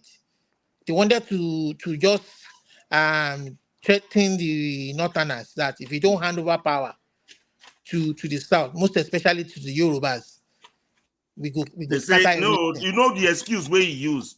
Say because if they pass that law, he go give the Igbos Biafra. So now because Igbo go get now because you go now come punish yourself. Thank you. You see how their bigotry and self-hatred they go. And you know what? Because another man That's won't why- progress. That's why Ferreira, when that guy came on Dr. Damage's platform to come and propose that even that regional constitution something, it's all balderdash. How can you, one person, One person. That's what I was write a saying. constitution for over 200 million That's what I people. was saying. That shows This is that the shows same a thing sense that of we are arrogance. fighting the Fulanis and it's not for. That That you people shows wrote a that constitution for shows all that of us sense of that we didn't arrogance. subscribe to, and then you want to come and write a constitution for over 200 million people. 200 million people. You That understand? shows you arrogance. Me as a Yoruba person will not even support that, even because even though it's coming from a Yoruba brother. That's nonsense. That's to show you the mentality. Arrogance. I am God. I can dictate. I can tell you. Olumide, I was telling Ferreira that guy, that Cornell, you know, I told him now he understood the language. Why the guy not attack me? I tell him, you're my junior, you're my fucking junior, man. Because he was an SS officer. Now all these people were joined the army as old boy and all that. Most of them even lie for their age and all that. He's not a regular soldier. Now for in bedroom, he will be advocating that. You want to It sit might down even and be working for Agbado Underground. of course now, of course. Why do you write something for 200? You see the Million arrogance. people. You see the arrogance. That's the arrogance some of our lawyers too have. You know, we know the law. We'll tell you what the law is. You have no right to tell us what the law is. You can't make law for us. We'll make law for you. And That's by the way, it's not, bigmanism. I'm sure it's not even it must have been a group of people who wrote that thing. It's just there to come and put face to it, to come and It's just propagate fronting for them. their stupidity over there. You see, because of what they are gaining now, someone is even proposing solution. Say, okay, let's put this regionalism to law. See who go oppose them, Bamidele, and they go call themselves Awoist. You see how they lie to themselves. Awolowo will never do what all these They're not bastards are see what doing. Awolowo do. Give free education. Who can afford any of the school where they get now? That's true, yeah. And you know what? That's why I'm telling you guys, if they don't bring that system down, if that country stand the next 5, 10, or 20 years, what would exist? When Awolowo designed a free education, which I was a part of it, Jakonde. I never heard anything that this person is from Edo or this person is from Niger State or this person Nairobi. It was free education. Almost It was for everybody. Benefited from it, even though it was the Western region. It was the Western region. But there was no bigotry. Policy. No bigotry at all. Nothing. A bunch of morons. Well, the country is gone. It's gone to the devil. Anybody that tells you guys otherwise, the person no one tell on that truth. This fight is a fight for the soul of the nation. I also say that if Awolowo peradventure had been president of Nigeria or prime minister of the country, maybe Nigeria would have been the best, would have been the pride of the black race, With the kind of what we have now philosophy. is not even constitution, it's moral problem now we get now. Morality is gone. No, in terms of development. And the people where they shout God, now them lose class. Because what the guy did with cocoa money, look at what these ones are doing with oil money. Look at what the guy did with cocoa money.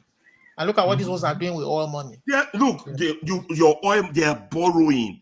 All your oil, your crude, they've borrowed it for the next 10 years or 20 years. So there's nothing left. And do you know why these Oyinbo people keep borrowing them the money? Because to me, these guys know that these guys are stealing the money. They are not doing they know they are fools. Oyinbo like the reason now. is because the money comes back into their economy. Yes, they have Oyinbo are it very goes smart back to their economy. Look, the first thing an Oyinbo person will recognize is a fool. And Oyinbo will do business with any fool. If it's you, imagine somebody like that El-Rufai. You borrow 500 million naira from IMF, and then you use the 500 million naira for consultancy alone. 50 million on one project for consultancy, 50 million on another project for consultancy, 50 million on another project for till you spend the whole 500 million naira. These are people that should be executed. You are not even started the project to just consultancy. Consultancy. when Maigo was analyzing They that, share them among themselves. and the guy now is raising. You know, recently he's trying to raise he's into venture capitalism. You know, venture capitalism where they will finance innovators or ideas. They will finance the ideas for people and they will give them money to kind of upscale it. You understand? Where did he find that kind of money? If not from the money he stole, you know. Olumide, that's all Nabobo. That country can change if there's no hypocrisy in our worship of God and in our morality. Morality is our biggest problem. And now the devil, then they worship. Anybody when they tell you, say then they worship God, the person don't tell you now the truth. That's our real problem. Because you will notice that anytime somebody is doing something good, like that very dark man, or Showore or Obi. Now that time Nigerians will attack that person. That guy should be very careful. The guy may think that he has won the media war against them. They are still going to come for him. They're going to come back. They are going to run him underground. Look at what they did to Fikayo. They're going to come back. They're going to set him up. Look at what they did to David Hundeyin. Look at what until they run you underground. They're going to set him up. They know what they are doing. They know what they are doing.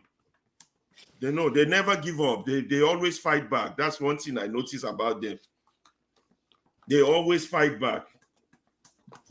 Corruption will fight back. Isn't that what corruption will fight back? Yeah, they will fight back. Don't think that you're winning. I just can't believe for the life of me that somebody like David Hundeyin, Fikayo Shoyombo, you'll be after somebody like people like that in this climb are heroes at that young age. You celebrate them. Young people look up to them. I don't believe that you will turn them into villains or into the bad actors. They celebrate fella. No be Americans. Will Smith and Jay-Z gonna make millions out of fella's story. Fella on Broadway. Say Nigeria celebrate fella. They no push him inside Shalanga. Now outsider come promote fella's story, and that's not even the full story. Put them on stage, make billions. If you know how much that fella on Broadway made, just a short quick story of fella. To me, they want to do a remake of Things Fall Apart. Idris Elba playing Okonkwo. Is it not a shame? That's a disgrace right there. That we have very good actors in Nigeria. That's a disgrace out there. No, how is he going to sorry, speak the accent language? Your actors and your Nollywood actors and actresses are a disgrace. That's exactly what it is. That's what it is. You're right. Not the international movie stars who have read those books in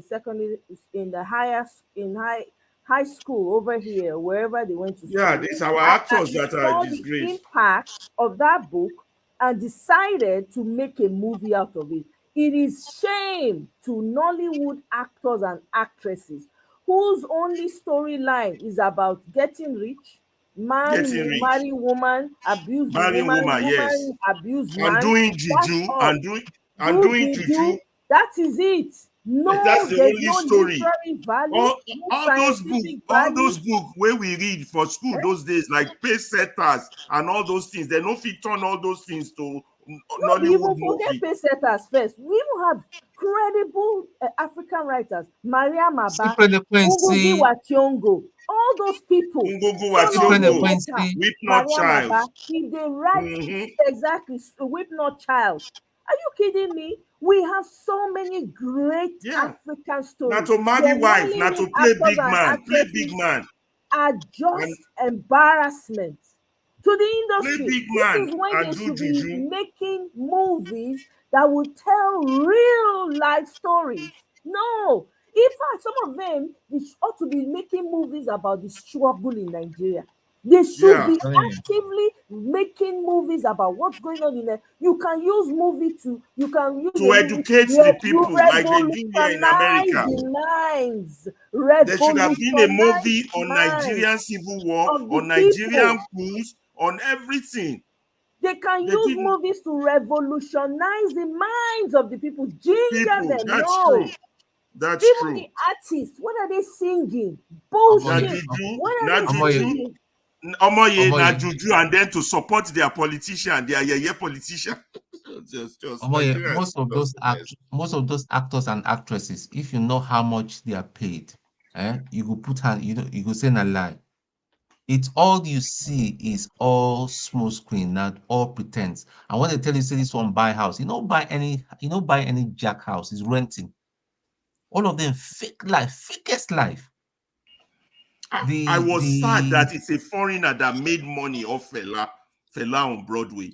I'm telling you, it's, it's still on Broadway. You can go and watch it on. You can book it and go and watch it on Broadway. I'm telling you, what an embarrassment! What a shame! That's so sad. Phenomenal shame, slap in the face. Where you will make sure the setting is in one village. Choose anywhere in Nigeria. Put the setting there. Use your Even the local pitching was dialect to influenced speak the in language Fela on and Broadway. transcribe in English. No, they want to everything is Oyibo that is killing them every day. Sad. This is sad, and we have journalists claiming to. What kind of journalists be those? And somebody, don't I know that they will kill them? I said, you are on this medium spreading despair. They are endangered hope. species for Nigerian Even journalists if they are are endangered. endangered, shouldn't the endangered species fight before it goes out? Should it go out by personal sacrifice? The society is gone, no, it's long gone. Only God can. I don't even know what can save us now. I just know it's courage. That courage is just missing. Well, and because they are that is endangered species, they can keep on collecting brown envelope now. Yeah, Keep on writing false stories. But can yeah, I saw half of the Yellow Sun too. Half of the Yellow Yeah, Sun she was will tell Geoffrey is more of British. He was born here, he's lived here. I've It's met him a more couple British, of times. yes. Yeah. I And then saw this that half of the Yellow Oyelowo. Sun. It also has some Nigerian artists in it. It was very Of well course, now produced. this Oyelowo, he was born in London as well. In I mean, he's London. acted some great this thing in Nollywood. So we are talking about the ones in Nigeria. What are they doing? Nothing. Because they are busy following their Baba Sokpe, doing juju movie or big man movie. Then be big man. They will go against one big mansion.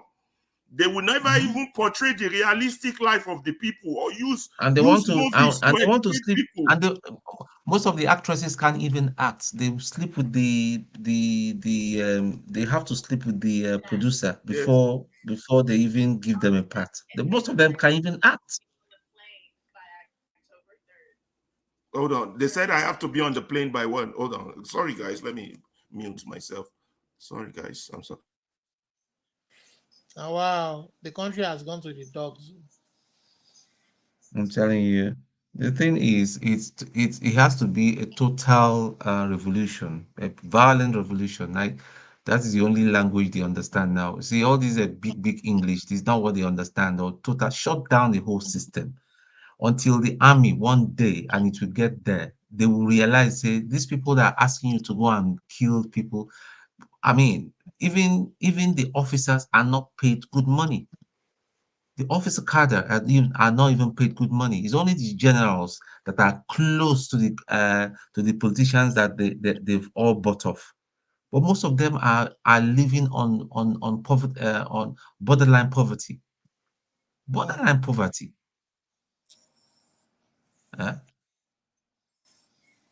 You send a man to the war to the action front and all that. He can't even afford transport fare to go and see his family.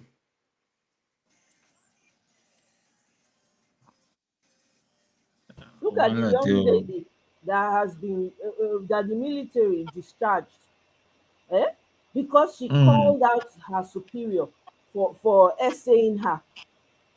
Look at her. So how It's do still you happening, expect young people to join the army when you It take is still advantage of the happening. young girls? You're taking advantage of the young boys. What kind of system is that? That system Omoye, is now to today it crash. starts. Professor not take No be advantage today, of oh. all our girls for school. Exactly. Professors not take advantage of the girls for school. Anybody do anything about them, you go police station go say, why you two look am like that? They're going to arrest yourself. We have a very sick, is morality. That's what I mean by we need a revolution of the mind. We shouldn't talk of any political change until we have a thorough revolution of the mind of our people. And the people who can help us achieve it faster are those religious houses, but they are even more corrupt than the politicians. So I don't know how we are going to achieve it. Don't you see Because the big celebration that one of their gods did? Did you see the cars that they bought for him? The type of car I that know. that Hush Puppy drives? Is it not Is that obvious one that that those they ones want are to not worshiping revolutionize God? mind? Is it not obvious that they are not worshiping God, that they are worshiping materialism? You know? Moye, one of the person that gave Oyedepo Rolls Royce is a confirmed rapist. The Fatoyinbo, confirmed rapist. I saw him I in bet use London the one arrow time. word though, otherwise they will shut down this. Okay. Use the arrow word or essay. Yeah. Okay.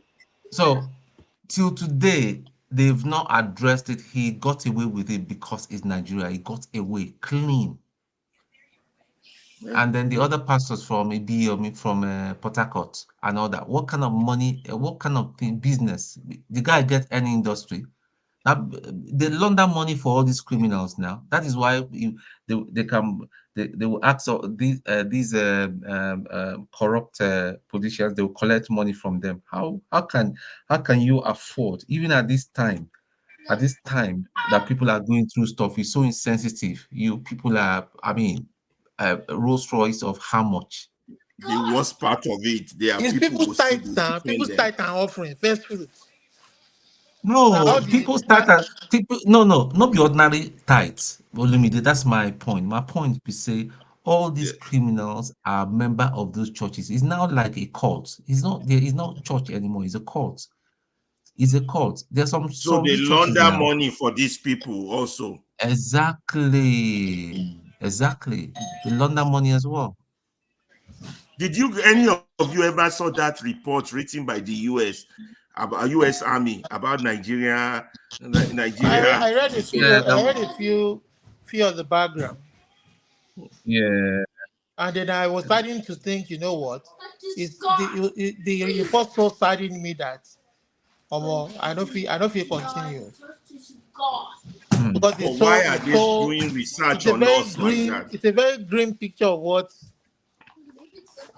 that contraption is going to be like, you know. You know what? They know that we've got a lot of smart people in Nigeria. You see, imagine if Nigeria should be settled in the region where we occupied, it's a threat for them.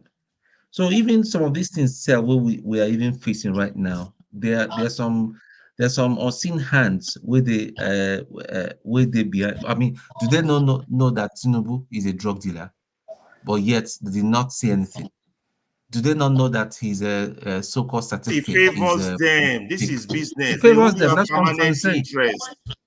interest to get oil cheap, get whatever they need cheap. They are all about business interest. They're not, any other thing doesn't concern them. You have to sort your own problems out yourself. As long as it gives them the best deal possible, they are about the deal. No, if I'm the president of Nigeria, man, all my ties to the West, I'll cut it off. I'll line to Russia straight up.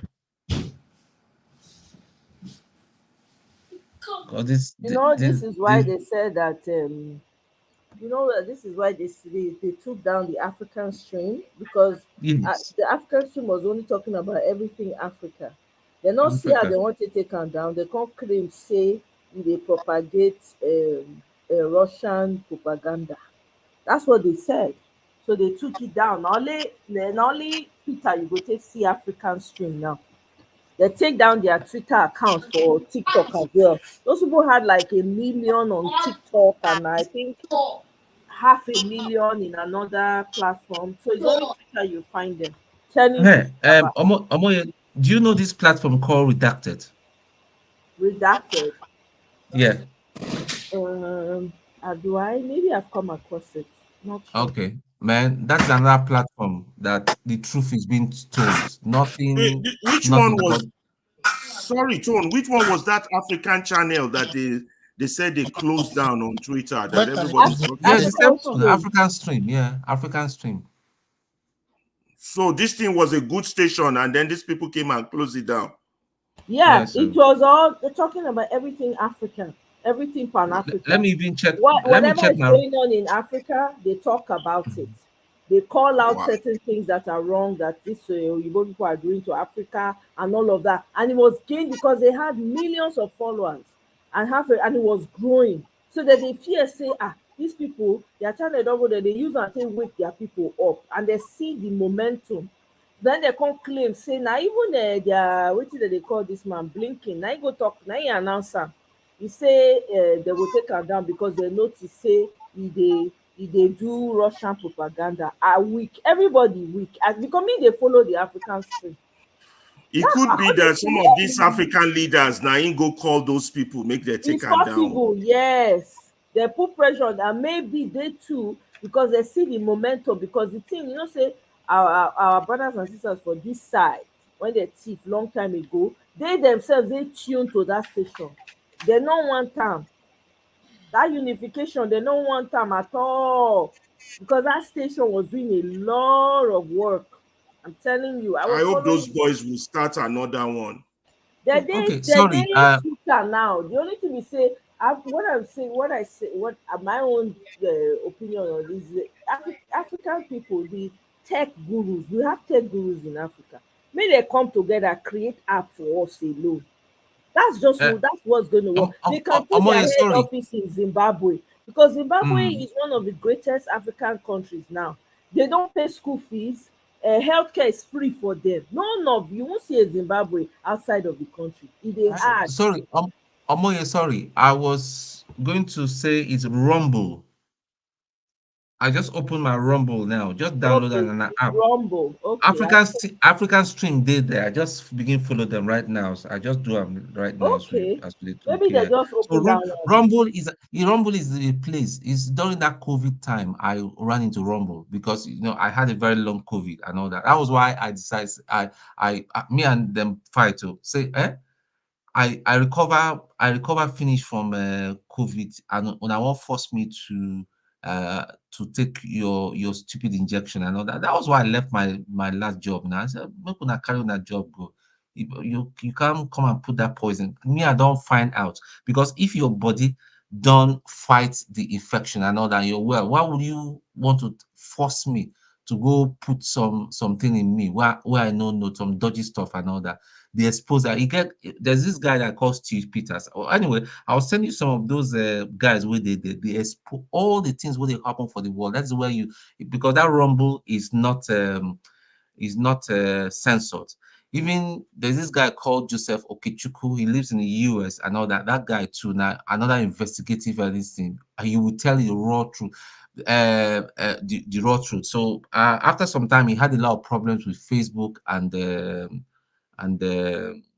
where we are now, so he most of his stuff is on Rumble. So Rumble, man, it's anybody you see in Rumble, that's where they tell the truth because it was created by this guy, I've forgotten his name now, so that people can come and say it as it is, so you're not fearing that anybody will shut you down or anything.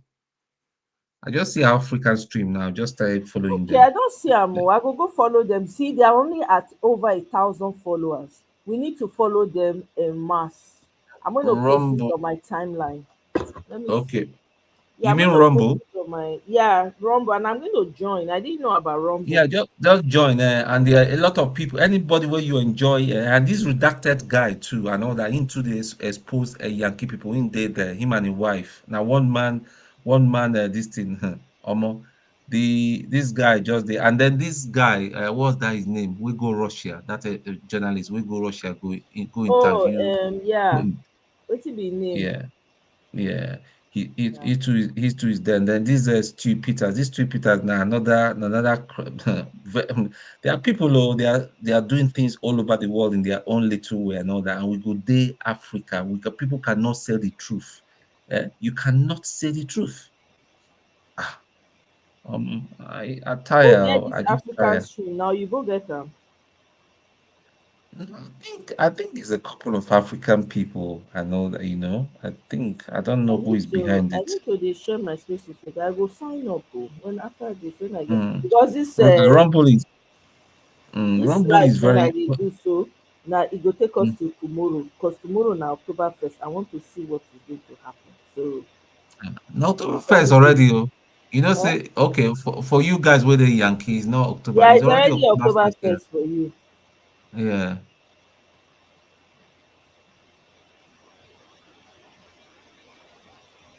Things are happening in the world. Crazy people where they steal money, they no fit set up African something we go have wide range for all of Africa. Okay, But I'll talk to you later. why they go? You know what that they do. So here's what they Mm, are doing, right? yeah. They don't want set them up. So apparently, you get one Oyibo person, I think na French. When they look for a way to enter, he discover say African market, we don't get like how they have CNN, BBC, and the rest. He Yeah. won't come monopolize am for Africa. We won't come create that network for Africa. This now wetin we supposed to do. When we supposed to gather to make sure say now we monopolize am. The man Mm. won't buy the rights to am so that only him go get access. Anything when they happen for Africa, every news now from his station e go dey come out. Now one guy like that, when he said very heavily involved with African liberation and all that, na him channel I take hear am. Now the guy come talk say make we make sure say we not allow this thing happen. We must make sure say we not allow we must run them down, as in we must make sure say that we run them out. Make them up because now the narrative they won't be in control of our narratives. Allow that kind of thing happen for Africa is game over because now It's the all story over. when they won't make it 10, they come out. You And know, they see go the silence the solid smaller ones. Go ahead. yeah, the Arab people no allow them. You know, see say they go set up their Al Jazeera. Exactly. That's not When what we need to do. they set That's up not their what Al we need to Jazeera. do. Now they have somebody telling their own story, their own narrative. No be CNN go they tell their story because all of them Exactly. get their bias. Yeah. So I don't know. I just All I know is we can't give up, but that country has gone to the dogs. It's gone to the dogs a long time ago, and to get it back, it's a fight for the soul of that country. It's like this battle is like a moral fight. It's not even, it doesn't even look like a political fight, to be honest with you guys. It looks like you're fighting evil, satanism, or some occultic.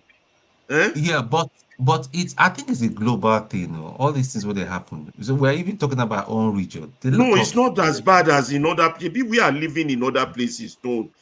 Things are, but not as the African situation only, the Nigerian situation only is just, that one is just extreme now. Maybe I traveled in a few African countries. I traveled through Ethiopia. I saw their airport. I saw their country. It's not this, what we have here is just plainly insane. I'm sorry. It's just, it's deep. It's like everybody have just lost their soul and they're just following the devil. That's the way it is. I've been, at least if I've not been anywhere else, I traveled through Ethiopia and I saw it, and we hear of what's happening in Rwanda. Even Ghana, for Americans to be going to Ghana every Christmas for Afrochila, there must be something attractive there. Why can't they come to Nigeria? Because of that satanic forces there. Something is off. Something is really off with our people. The real witchcraft. It seems like Nigeria is the real headquarters. Sorry, but I have to put it like that. It's a fight for the soul. This is not the normal political fight. This one, you just the battle devil. It is. You're right. It doesn't look like a normal political fight. It's not. What will tell you is not normal is that the devil you are battling is the people that are suffering from the devil that are now defending the devil against you. That's Exactly. something. Exactly. How is it normal? Eh? Exactly. You know, see, as they cause Showore, and they cause Obi, and they cause black man, very dark man. Exactly. The same people who are under the chains in bondage. That's It's why almost like they don't want to be set that's free. why I wrote that thing that it turns people into zombies, that it turns them into night walkers, and they now start fighting for the Night King. That's what Nigeria does to them. Omoy, are you going to cover some of the protests tomorrow? Hook Yeah, up to one of these. I'm gonna stay here as long as what's it called? No worry, I think Till I don't tomorrow. think I'm going anywhere Because I want to tomorrow. be able to catch it. But if nobody comes there live with me by then, because they said they're gonna wake up early tomorrow. So once it hits like morning time for them, around maybe later for me for you, maybe in another I mean, hour. it's 8 minutes to 4 a.m., which is same time with Nigeria. So in So about we might be waking in up about a 3.5 hours, it will start happening. So start. So yeah, Me, so I'm I just go gonna- day work during that time, but I go they tune in on my phone little by little, try to see what I fit catch. Yeah, you know, it's crazy, of course, because these people when they talk about church, this I don't even want to hear. I don't want to hear. I really don't want to hear. These people have brainwashed the people. Can you imagine people they're taking you to the slaughter? You see they go like say you be zombie. I don't understand though. I really don't get it. If Christianity is what these people are preaching, I don't want to be a Christian. Thank God I'm I know telling God you, by myself. hmm. Thank God I know my God by myself. I know because these people have made a mockery of what God is. Oh, God they is have not made a what- mockery of it. Oh. Which one? Yep. That's what somebody on MC this year is saying that Ferreira. You see now, that's why Adeboye said it's a spiritual problem. I agree. Even if it's a spiritual problem, shouldn't the church be at the forefront of a spiritual problem? Bam. Thank you. Shouldn't the church be the one be at the forefront of the battle? Trying to cure Okay. it. Adeboye, can he not? Fire. Should be his pastor was the vice president. Can't he tell him say what Shouldn't they do the with church be criminals? the one casting out the demons? Shouldn't the church be the one battling the demons, as in Revelation, or what's that Bible book? Is it Revolution or Revelation? As in Revelation. You understand what I'm saying? Is If a it's cult. spiritual, shouldn't he be on the microphone like Desmond Tutu was on the microphone against apartheid? And like Martin Luther King was on the microphone against segregation. Preach. Like Martin Luther King, Malcolm X was on the microphone from the Nation of Islam against segregation. If it is spiritual, shouldn't the churches be at the forefront of the battle? If the churches truly serve God, Nigeria will change tomorrow. Immediately. With their followership, it will change tomorrow. We won't even have this conversation today. Tomorrow, Nigeria will just turn around. Nobody will collect bribe. Nobody will do that. Everybody will protest. Pereira, the truth is, Ferreira, you know what even baffles me? What baffles me is the fact that you collect your members' money offering, you start a school, and your members cannot go to that school. Is that the gospel?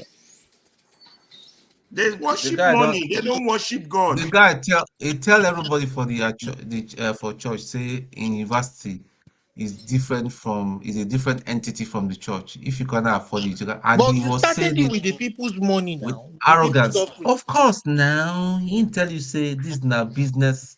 This thing say he say after all say even missionary Oyibo wey carry religion come meet us. They gave us free education. They set up church. They set up school. They educate us for free.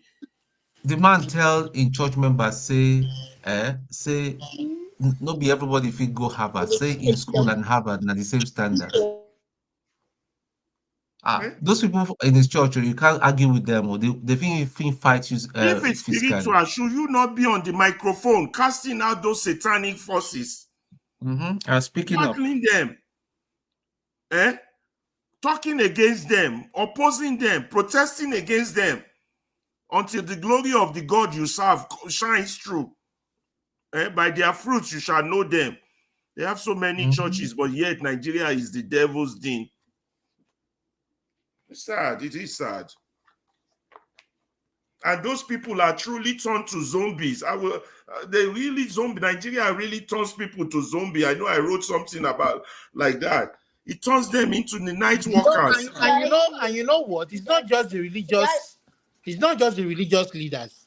See, this is a lesson that the rich people in Nigeria have to learn. Here in this part of the world, the rich will give their money as an endowment to a faculty or to a university, to a school that is already established, to fund research, to fund that faculty. But the rich will put their money for the betterment of their environment. That's but, right. But they will go and start their own school. Somebody like Afe Babalola, that son is a rich man. He made money from his practice. Why are you starting your own university for? Your own private university? That's it. I mean, you can invest that money in the law, in the faculty of law that you finished from. I think who is that Afe Babalola? Afe Babalola, you know, to maybe invest that money in that faculty of law in Ife that you finished from, and fund the. That's what rich research. people do here. They That's spend what they money. do. They protect animals. They protect the environment. They protect laws. They lobby. They do things for the betterment of their society. Because if their society is not good, they can't keep that money. That's what the rich people in Nigeria don't understand. There's And I'm no like, way. guys, all of them are just starting their own mushroom school, their mushroom university, and I'm like, what's wrong with these people? It will all come down when the alarm go blow. And it go blow. If they think say the thing no go blow, then they fool themselves. It's like it's like a pot of keg of gunpowder. Okay. It go blow. When it blow, then go hear when. Well, make I leave now. Make I go sleep.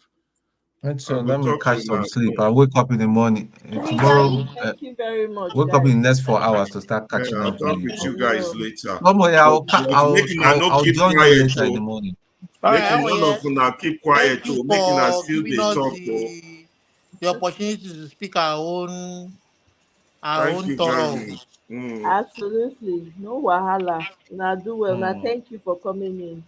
We appreciate. Saluta continua. We making her no keep quiet to making her just they talk every day.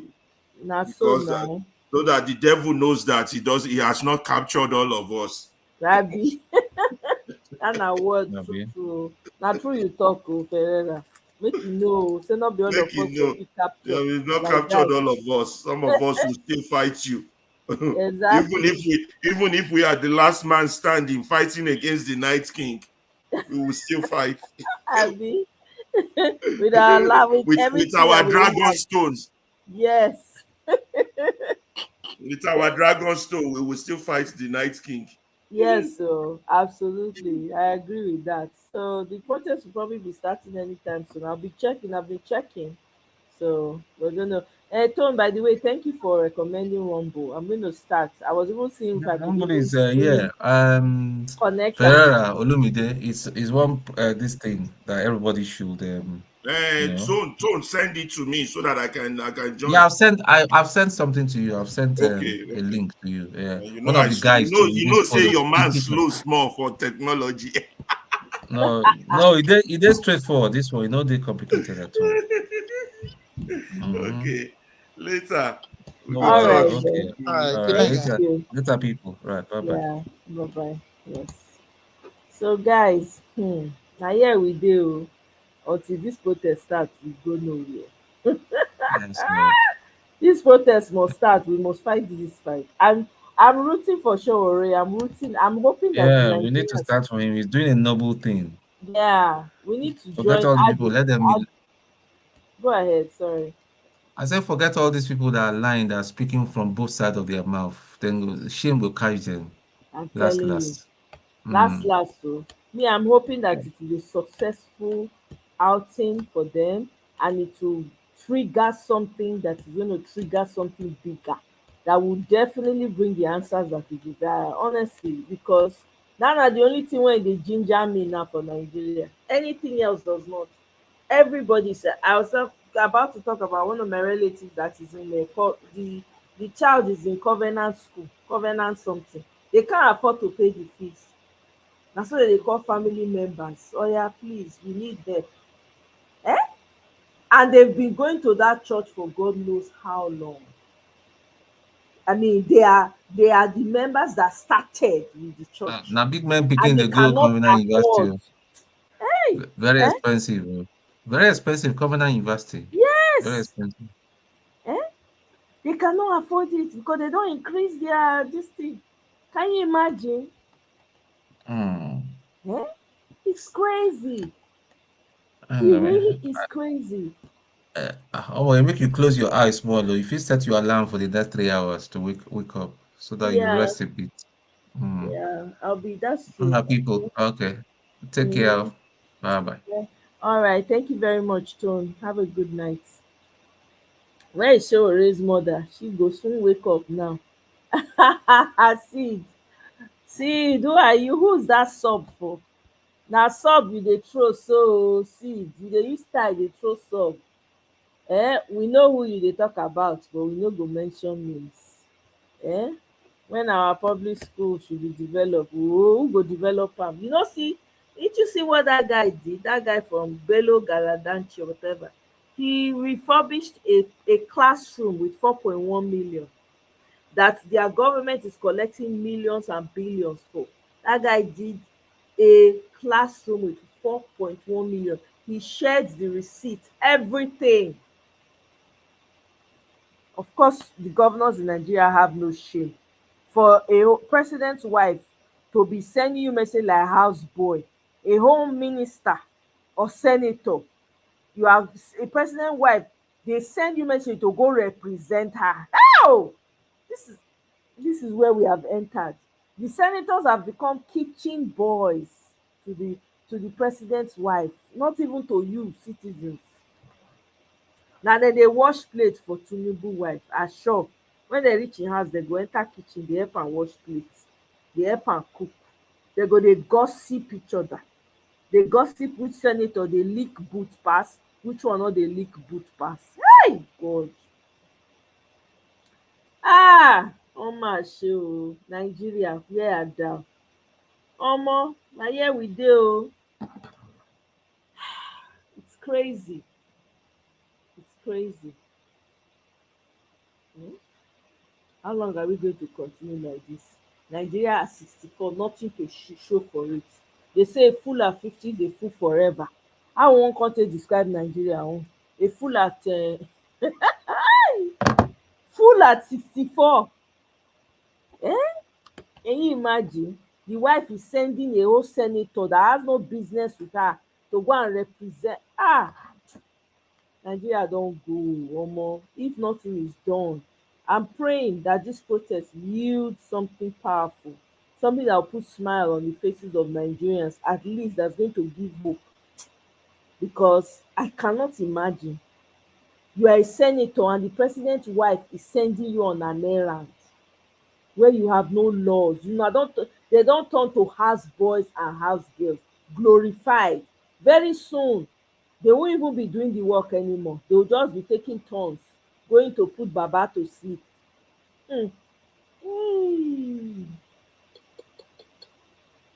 It's such a shame. So even for this hearing that VDM went for, Bobrisky did not show, EFCC chairman did not show. I no fit laugh o, Nigeria no go finish person. Bobrisky no show, EFCC no show. Pray. Nuhu Ribadu dey demand apology and 10 billion naira from blogger Kemi Olunayo over defamatory claims on EFCC property sales to Falana. Hey, October is going to be long. Hey, una CJN say e no go interfere in judicial matters.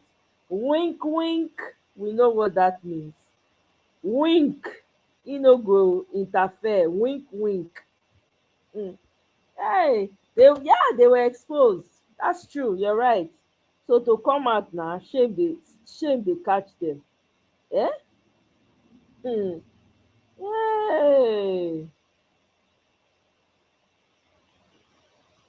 Hmm. Hmm. I'm telling you, of course it means the opposite. You know how these people roll. This is how they roll. Yeah? This is how they roll. Okay. Hmm?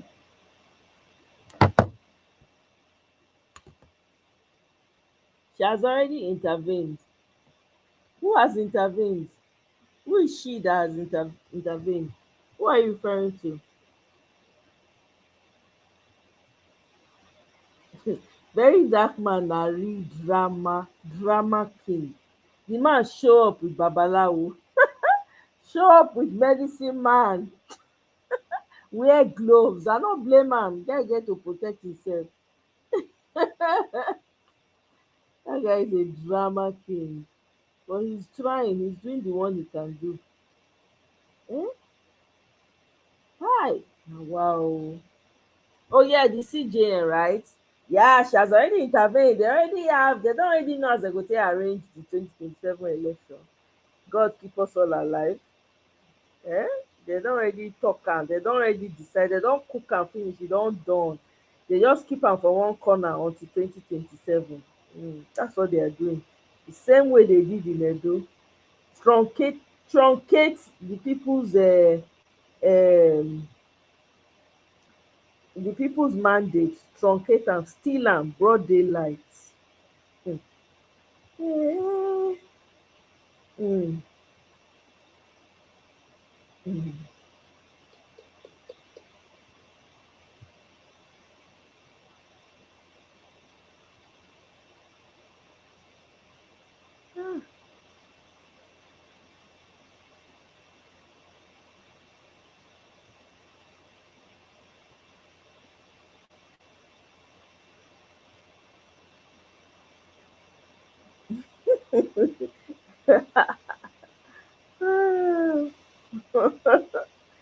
Hey, Nigeria. Even one of the governor aspirants that voted for himself, in his word, they still gave zero vote. Oh my god. Oh, there was a video I was going to play. Oh, let me play this video while we are, maybe this will be my last video before I break and then come back, because I don't want to miss a bit of this protest. Offer perspectives on the news and talking points of the day. I'm Constance Ikoku. For more insight on what we have discussed earlier with the first guest, I'm joined in the studio by Dr. Ladan Salihu, a former Director General of the Federal Radio Corporation of Nigeria. He's also the spokesperson, League of Northern Democrats. Thank you so much for joining us. Thank you so very much, Dr. Constance. So I'll start with your initial reactions with what our first guest said. Well, thank you so very much. First of all, I feel inwardly sad. I feel very, very angry. I am literally trying hard to contain my anger as a result of what I saw in the, with your previous guest.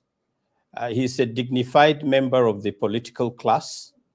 an elected member of the House of Representatives in the echelon of leadership in the House as a chairman or deputy chairman of one of the esteemed committees on national development.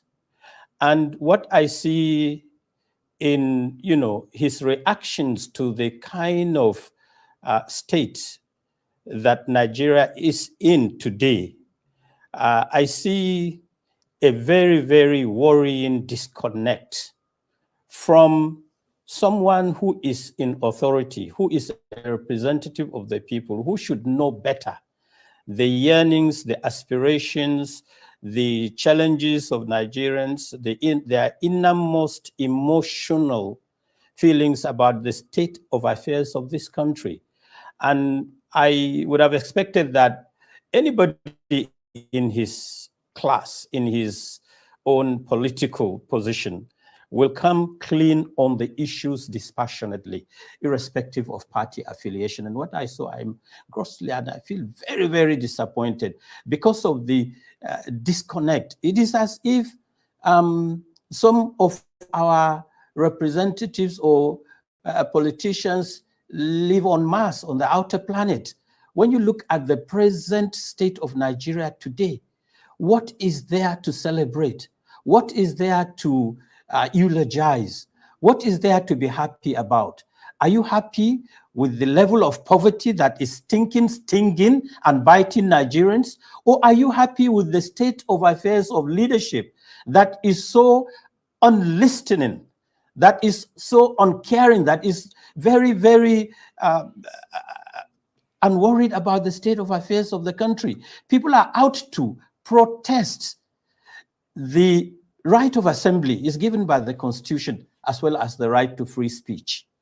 If Nigerians are coming out to say we are giving our voice, we want our voice to be heard again, because we have had the kind of protest a couple of months ago, and we've not seen anything different. There is nothing wrong. This government, the entire structure of government, the legislature and the executive, they are products of the people. The people put them there. The people elected them.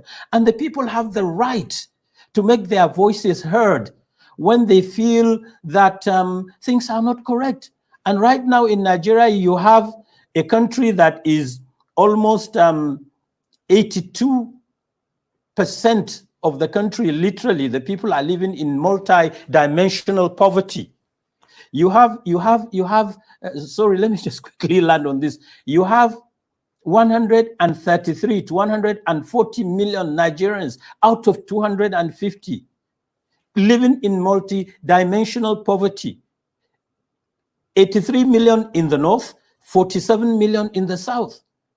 There is no one that should come before network television to celebrate these figures and say the government is doing well. The government is failing.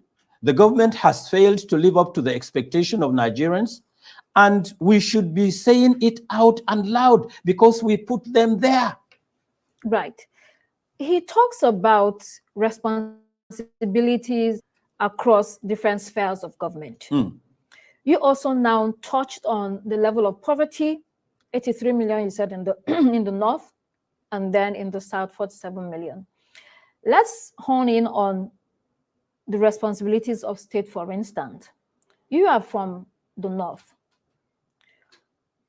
Are you satisfied with the level of involvement of the state governors? Because there is tremendous resources that go to the state level, especially for states who claim large populations, they get more revenue. What can be done to change what we are seeing today? Well, first of all, you need to change the disequilibrium in the allocation of resources and in the allocation of even goods and services. Let me give you an example. If you give any federal aid, and you can Google that, if you give, let's say, 70 or 80 trucks of, say, fertilizer to Kano State with 44 local governments, you give Nasarawa State, you give Nasarawa State 89 or 90 trucks of fertilizer with 14 or thereabout local governments, and Bayelsa with even smaller. You give Kano State the same number with 44 local governments. And that is the kind of attitude that you see in the distribution of resources across the land. One would have expected that this is not rocket science. You can look at Lagos, Kano, Enugu, Kaduna, Port Harcourt, and Ibadan, and other bigger states.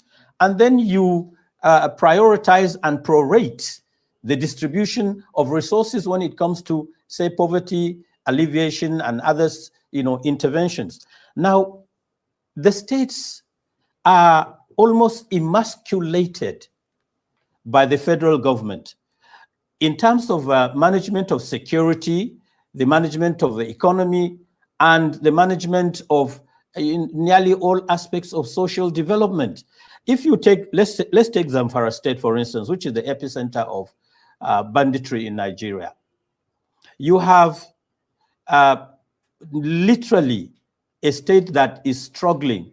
You have almost 200 and you have 6,900 people killed as a result of banditry, kidnapping.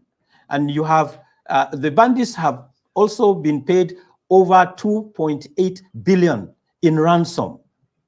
The less than 25% of the land is under cultivation. What can that state governor do? Literally nothing.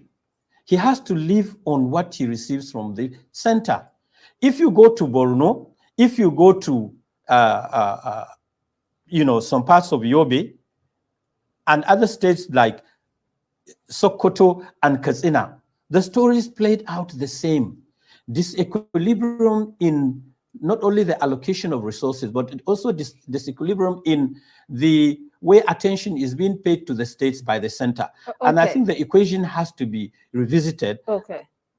This is a good segue into the topic on constitution review that is ongoing, because you have touched on the structure of the country.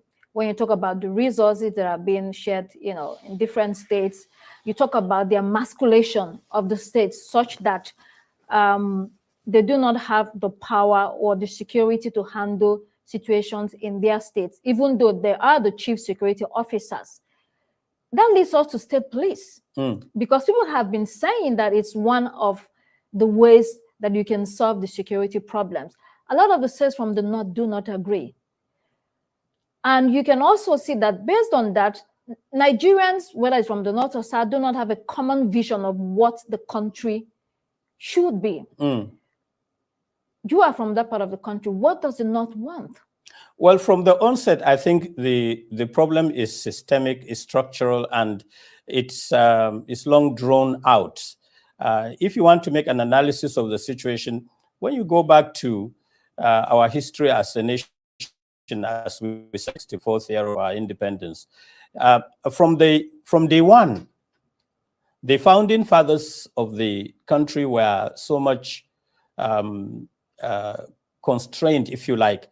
They were facing the challenges of just wresting power from the colonial masters to have independence. So they had so much to deal with. They couldn't sit down with the intellectuals at the time to determine what kind of society Nigeria should be, ought to have been. Are we going for a straitjacket capitalism, socialism, welfare state, and so on and so forth? That has also characterized the metamorphosis of our own constitutional culture. So it's still, it's still a process that is ongoing. Now, with the intervention of the military, there was nothing hidden about the character and composition of a military government, which we had for several decades. Straitjacket dictatorship and regimentation. When you had, and you still have, a democracy, you would have expected that a democracy will also lay the foundation of equitable, just, free, and fair society that will guarantee development and prosperity for the citizenry. But whereas you had regimentation and dictatorship in the times of the military, In times of democracy, unfortunately, we are drifting towards anarchy. Anarchy in the way we govern, the state and the security apparatus, anarchy in the way we handle the economy, anarchy in the way we handle social life, anarchy in the way we relate with each other, anarchy in politics, anarchy in governance, anarchy everywhere. So, at this point of the 64 years of our independence, when you talk about constitutional review, very few Nigerians are worried right now about constitutional review. In fact, some people are in the belief that the constitutional review is being sneaked in because Nigerians are more concerned about the issues of hunger and starvation. Right. You get it? And so when you get to some of the states, you have a gridlock in the implementation of the constitutional review. Right. Why? Because they are so much concerned about 3 square meals in a day. Okay. So, yes, there is economic difficulties, but we still have to do what we need to do. Mm-hmm. Why do you think Nigerians, especially the so-called leaders, whether it's cultural or political leaders, have refused to let go of historical grievances and grudges? Because it's part of the things that hold us down and stops us from seeing the future, and we are passing this on from generation to generation. What can we do about this, or why are we still holding on to that? The reasons are quite many, but the ones that I can readily say is that we've had a culture, the regional governments that we've had over the years, and the agitation for the creation of states, and the preponderance of states over a period of time from 12 to 19, and today we have 36 with the FCT. Everybody is concerned about the issues of micro-nationalism. What do I have as a, we want to have a state so that there will be not necessarily based on the need for development and creating good living conditions for the people, but having a state as a status symbol for a particular section of the country. So we have the states, we have the structures, they are not functioning because like we have observed in the League of Northern Democrats, we discovered that structures with the coming of democracy have gravitated from the provision of the basic necessities of life to the individual, to they've left the space to NGOs, to other non-functional organizations, and so there is a collapse in the system where you have ministries now operating more or less like personal estates of the ministers, where the middle class is missing because they can't go there and get the contract that they used to get. The minister is probably the chairman of the board, the permanent secretary is the secretary, and all the jobs, nearly 90%, are being done by people from within. So that has created some level of poverty. People do not have belief in leadership. People do not have belief in governance. People are so worried about even those they elect. And so the story is not a good story, Right. It's not a good story to tell.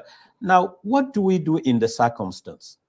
Nigerians should not get tired of asking questions and demanding for answers and holding public officers accountable for everything that is out there in government and governance. And those in government should pause for a while and think about the ordinary citizen, the common man, you and me, that are legitimately, legitimate benefits of the Nigerian state, and ensure that things are done for once according to the rules. Give Nigerians a breathing space. The political class should give Nigerians a breathing space. Talk about holding leaders to account. When you look about the northern part of the country, you have vast land. Absolutely. Viable land, viable for agriculture. I mean, although the food we eat today, a lot of it comes from the north. But that part of the country can do much more, with what it has, and generate billions of naira to, create employment and do much more. Why do you think it is stuck? It has not been able to take advantage of that blessing that it has. In the north, we have the major problem we have in the north is a vacuum in quality leadership. We have the political class and the ruling class all working for their personal gains mainly, not necessarily for collective gains. The deplorable level of education in the north, is amazing, is scandalous. The out-of-school children that we have, people say in the north we have 12 million out-of-school children. No, in the northwest alone, if you take the correct statistics, you have that 12 million. And you have, once you have a vacuum in leadership that does not appreciate the challenges, the constraints, and the limitations, and does not do the SWOT analysis of the real precarious situation on the ground, address the issues of the socially vulnerable, address the issue of education, address the issue of unemployment, address the issue of agriculture, address the issue of breakdown in social order. Once you don't have leaders with the mindset and the patriotism and the zeal to address these issues, you will continue to have this. And that is why when we came up with the idea of the League of Northern Democrats, it's all about political recruitment. It's all about we want to occupy the political space in the north. We want to make sure that people with quality minds in quantity and in their varieties come on board to take charge of leadership, to replace what we have today as mediocre approach to leadership. And if we continue in this path that we are today, the North one day, if we don't give this rescue mission, as we preach in the League of Northern Democrats, the North is likely to become a liability to the rest of the country. The North has a preeminent position in political leadership.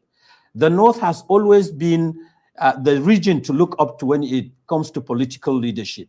We cannot at this stage allow this preeminent position to be to just go down, the drain.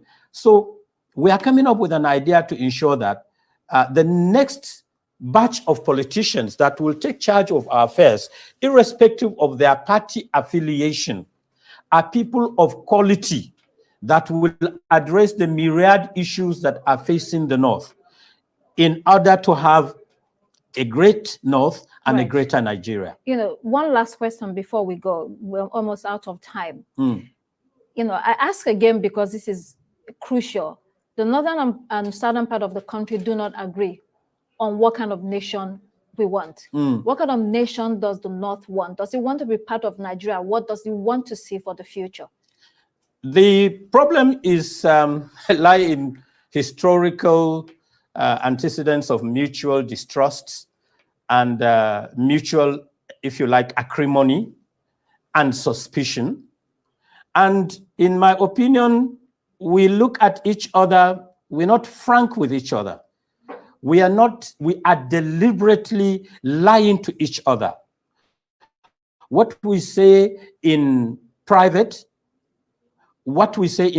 is what we do something different. So how do we stop lying to each other? How do we stop lying to each other? Because time is up. Yes, it's to have a governance and to have structures and to have systems and to have election and political process that are premised within the content and context of accepted, civilized, normal behavior.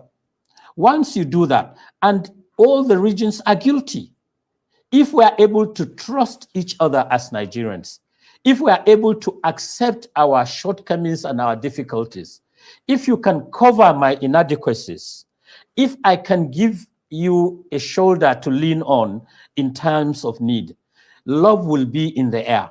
People will cohabit, people will coexist, people will trust each other, people will go out to work for a greater Nigeria.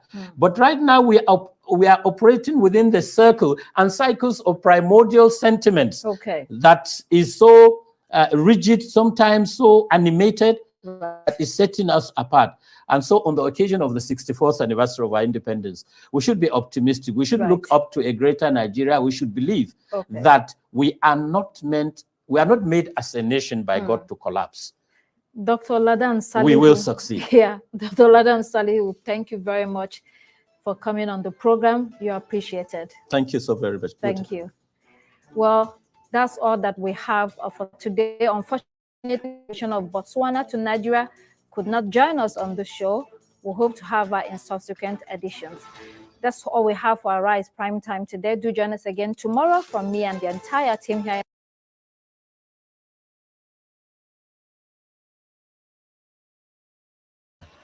Okay, well, I guess this is it for now, guys, while we prep for the upcoming election tomorrow. Abi? It's actually already October 1st in Nigeria. So, well, I guess it's Happy New Month from here. I'll see you on the other side, perhaps in a few hours. And hopefully it's gained momentum and we have a live stream of some sort. I don't know, but hopefully we can get something, you know. And if you guys find something, please do share to me and my email address on my channel. Thank you so much, everyone, and I will see you on my next one. I hope you guys liked on your way out. The likes have been low these days. Help me now. Help a sister out. Like, share, subscribe if you have not yet subscribed. Instead of coming to spy and go, just subscribe. Maybe people might go get notification. I'll see you guys on the next one. Thank you. Bye.